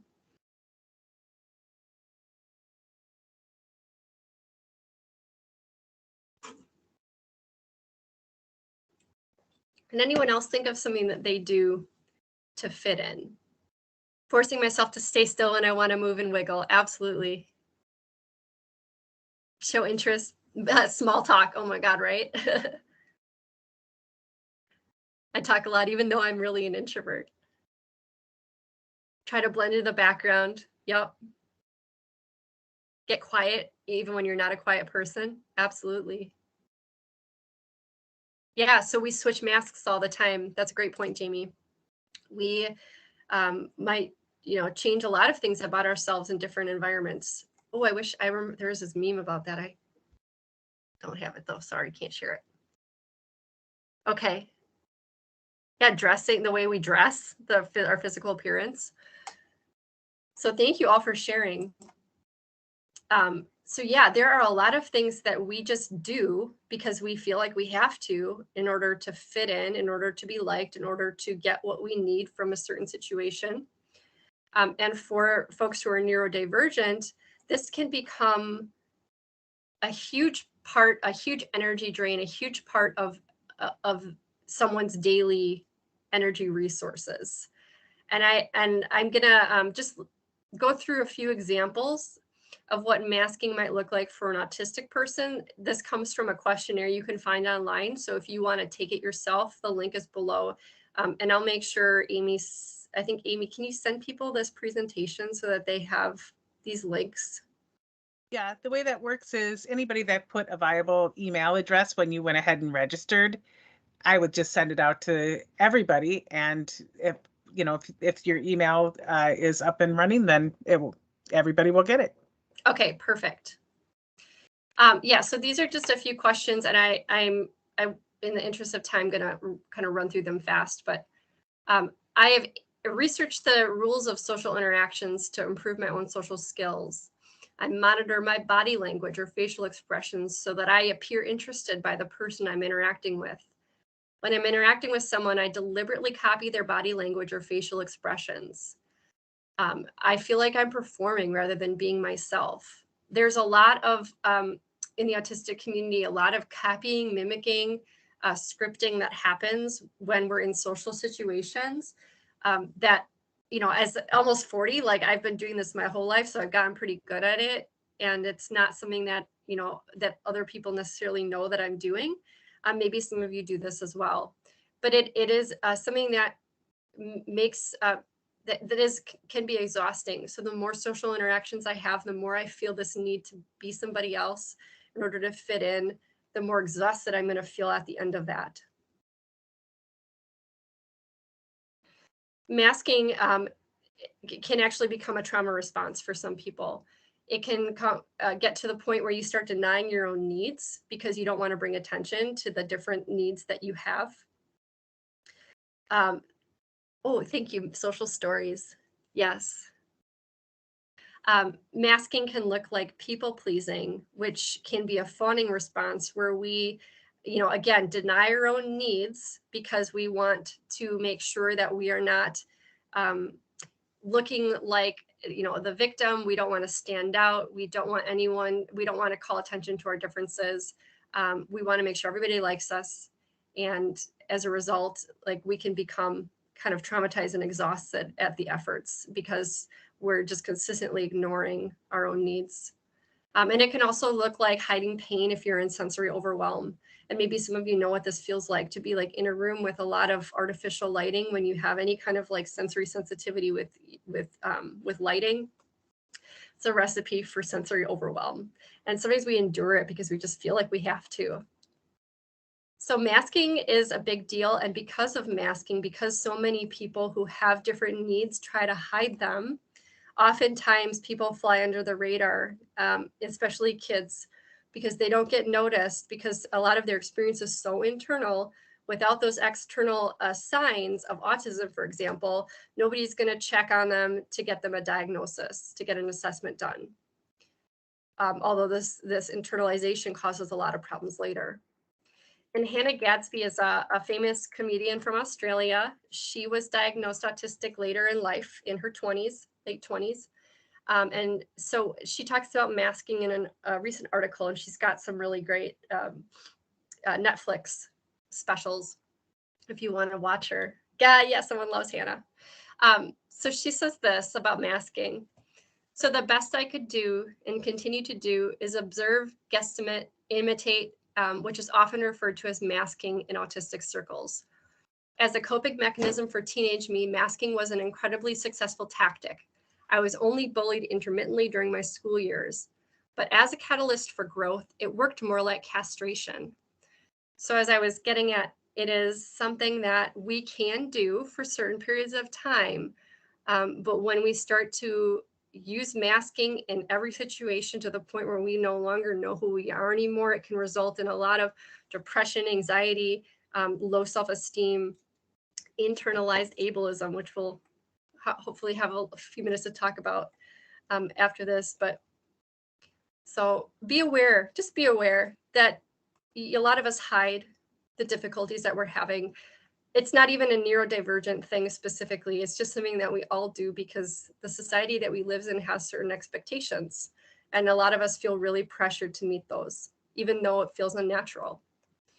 So the point of all this is really just to get at the fact that there's no way to know whether someone's neurodivergent just by the way they look. We can't make assumptions.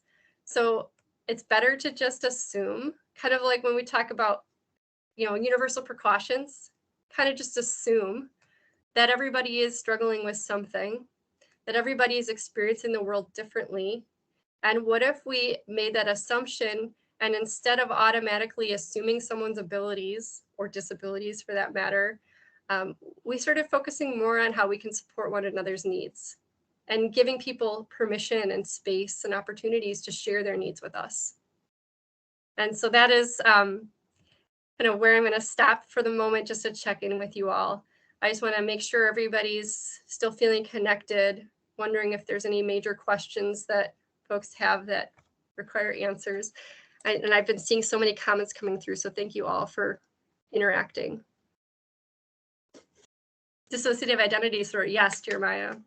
So again, because there's so much overlap with trauma and these other neurodivergent diagnoses, for example, these diagnoses that are related to neurodivergence, there's a lot of similarities in traits and experiences, very similar.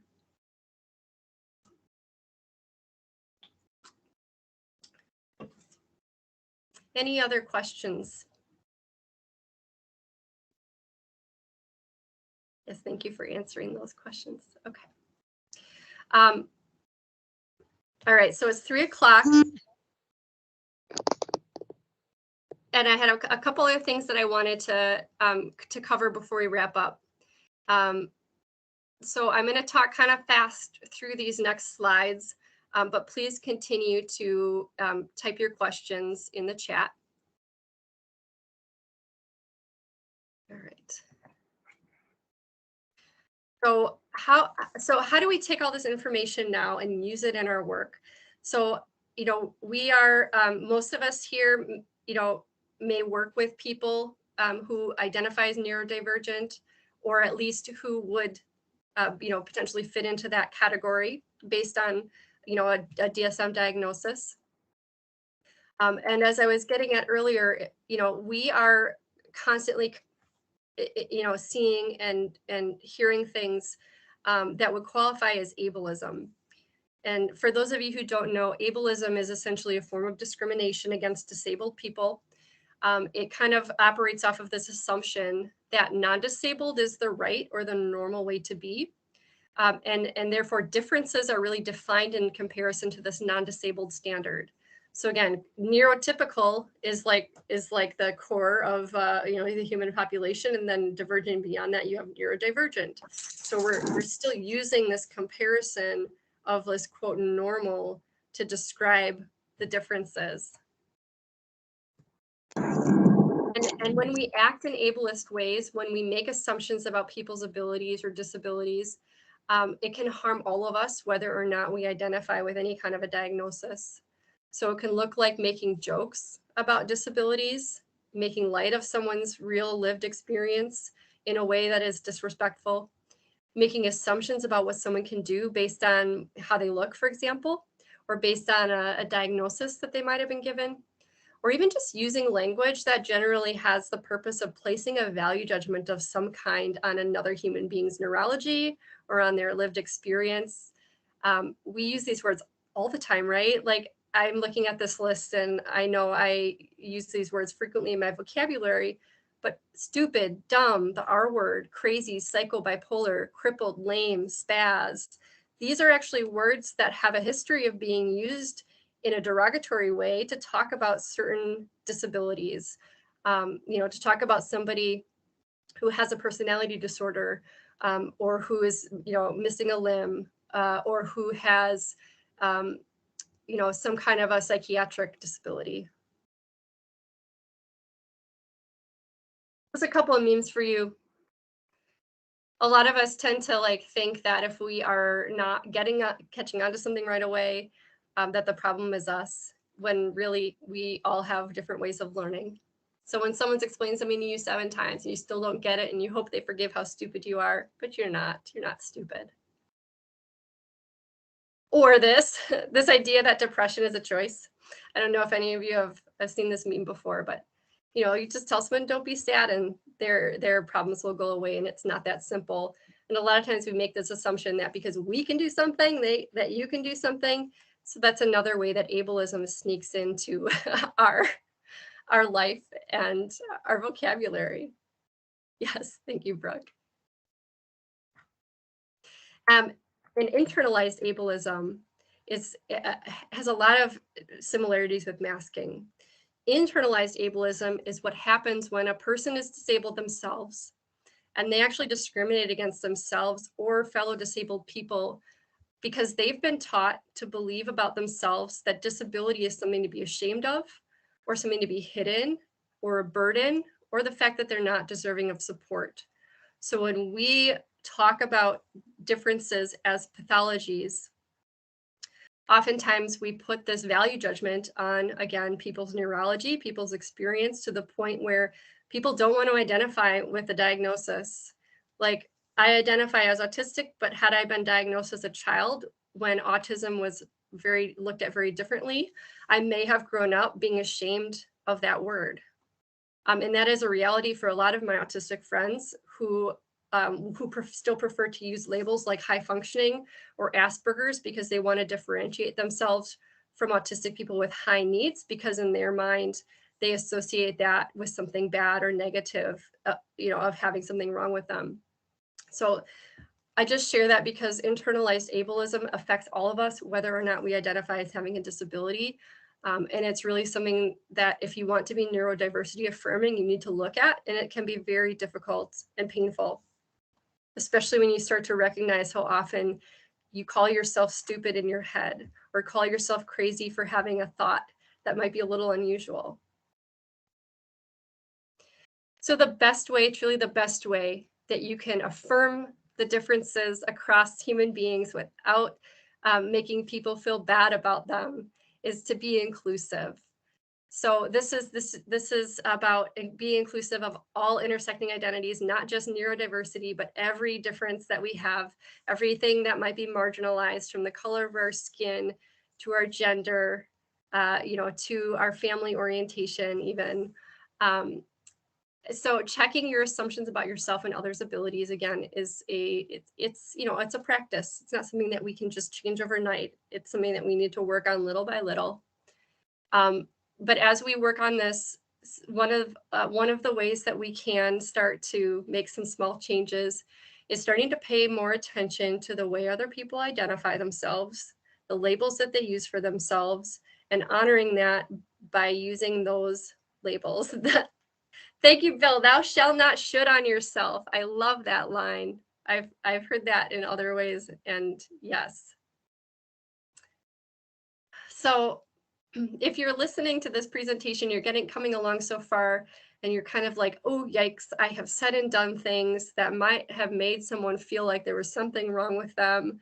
You are in good company. I think we all have. I certainly did for much of my life, said and did things that probably made other people feel like they were not included.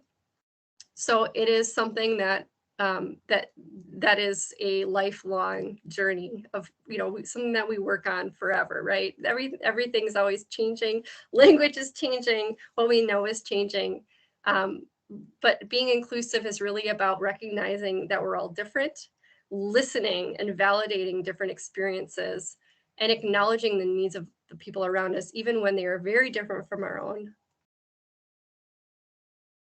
Listen, just listen. You don't have to agree. Just see if you can understand that there's another person who has a completely different experience of the same reality. So listen to people who are different from you.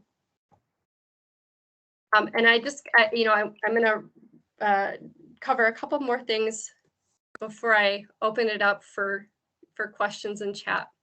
I was introduced to this woman, Tiffany Hammond, via social media. She talks a lot about the experience of being Black and autistic and being a Black autistic parent of 2 Black autistic boys. So she has a lot of life lessons to offer. But one of the things that happens is we need to remember that we can't separate our intersecting identities. And if we are, being inclusive, we also need to recognize that being oppressed because of a disability is also comes along with being oppressed because of other differences. And for Tiffany, she just shared a story about having, an autistic child who could not or would not wear socks because of sensory issues.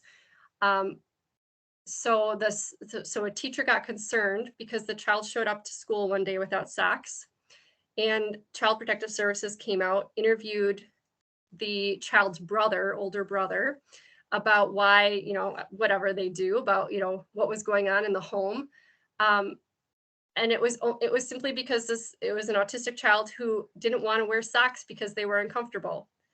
And I have to wonder whether or not this would have happened to a white boy, because in our society, and those of you who are doing this work know very well exactly what I'm talking about, we tend to look at the same behavior differently based on someone's skin color.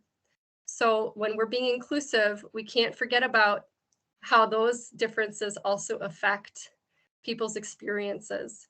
It's not just about the nervous system, it's also about our outer appearance sometimes. Yeah, I have sensitive feet too. So it's just, some of these stories, you're like, what?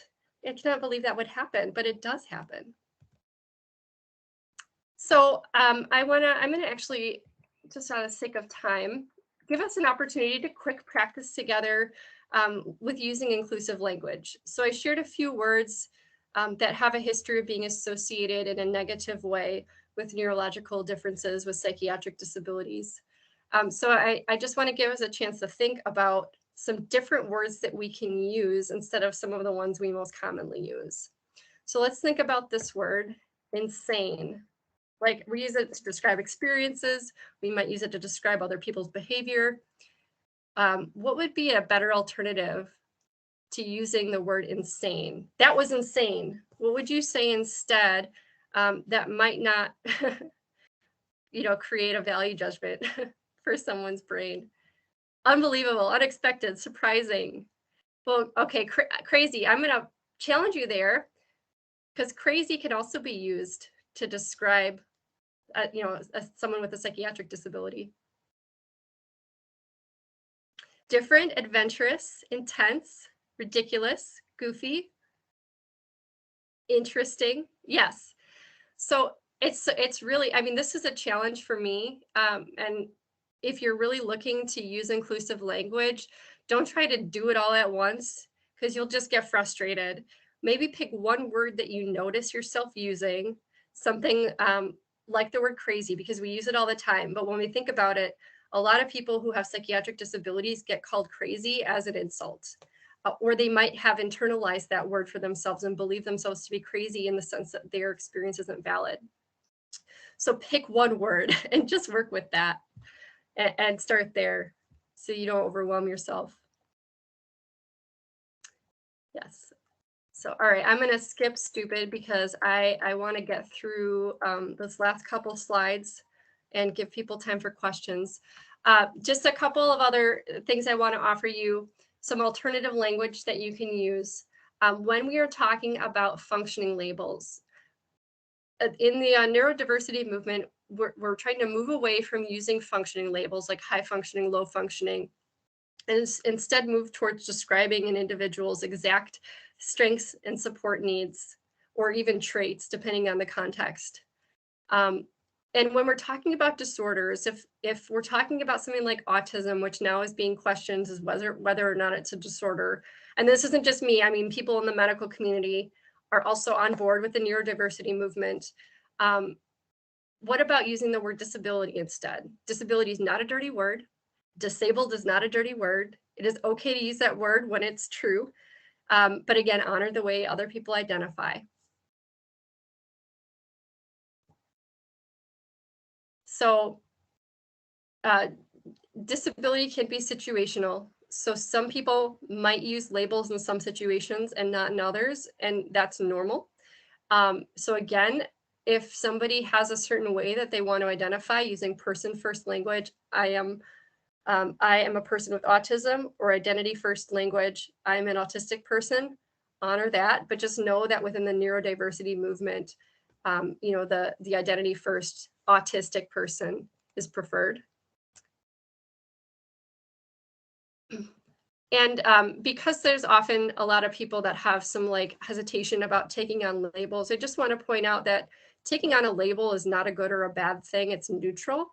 But it can be really helpful to know what your diagnosis is, for example, for the purposes of accessing support, getting resources, getting an accommodation at work or school, and finding a like-minded community. So if you get nervous about using labels with other people or using labels with yourself, know that you don't have to use them all the time. I don't talk about myself as an autistic person everywhere I go. It's not how I introduce myself to everyone. But in advocacy situations like this, I use it because it makes sense. And then I'm going to leave off with this. In the neurodivergent community, there is this idea of self-diagnosis, because getting a diagnosis is not accessible for a lot of people. It's very expensive. If you don't have good insurance, it can be very hard to find a qualified provider without having to wait sometimes up to several years to see someone in certain countries. And for a lot of people, there's a lot of mistrust of medical professionals, where someone might not want to go to see a medical professional. So self-diagnosis that is backed by diligent research is valuable. And it's not going to give you accommodations legally. It's not going to get you on SSI. You're not going to have access to any of those kinds of resources, but you can access a community of like-minded and supportive people if that is a label that you choose to adopt, such as neurodivergent, for example.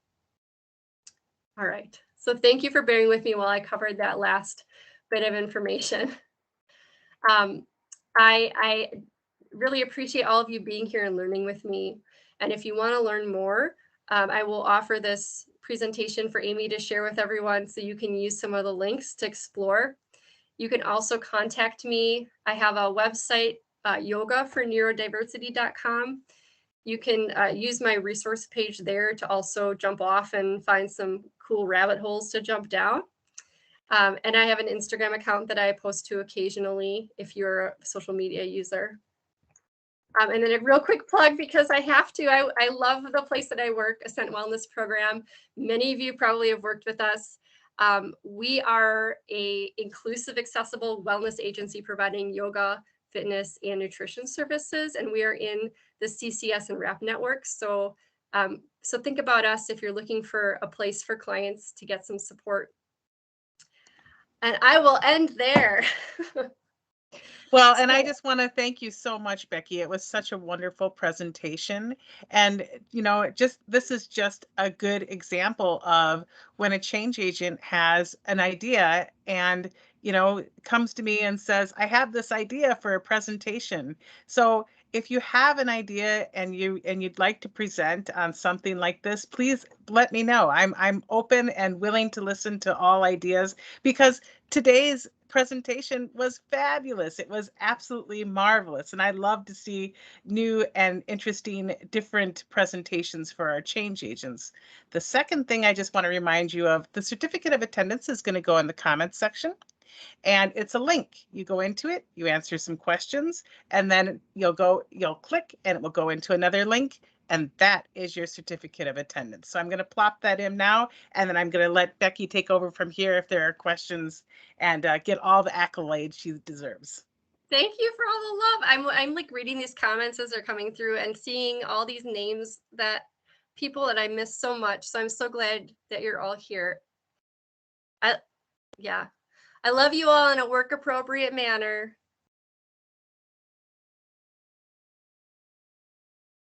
Hi, Becky. It's Karen. Hi, Karen. Hey.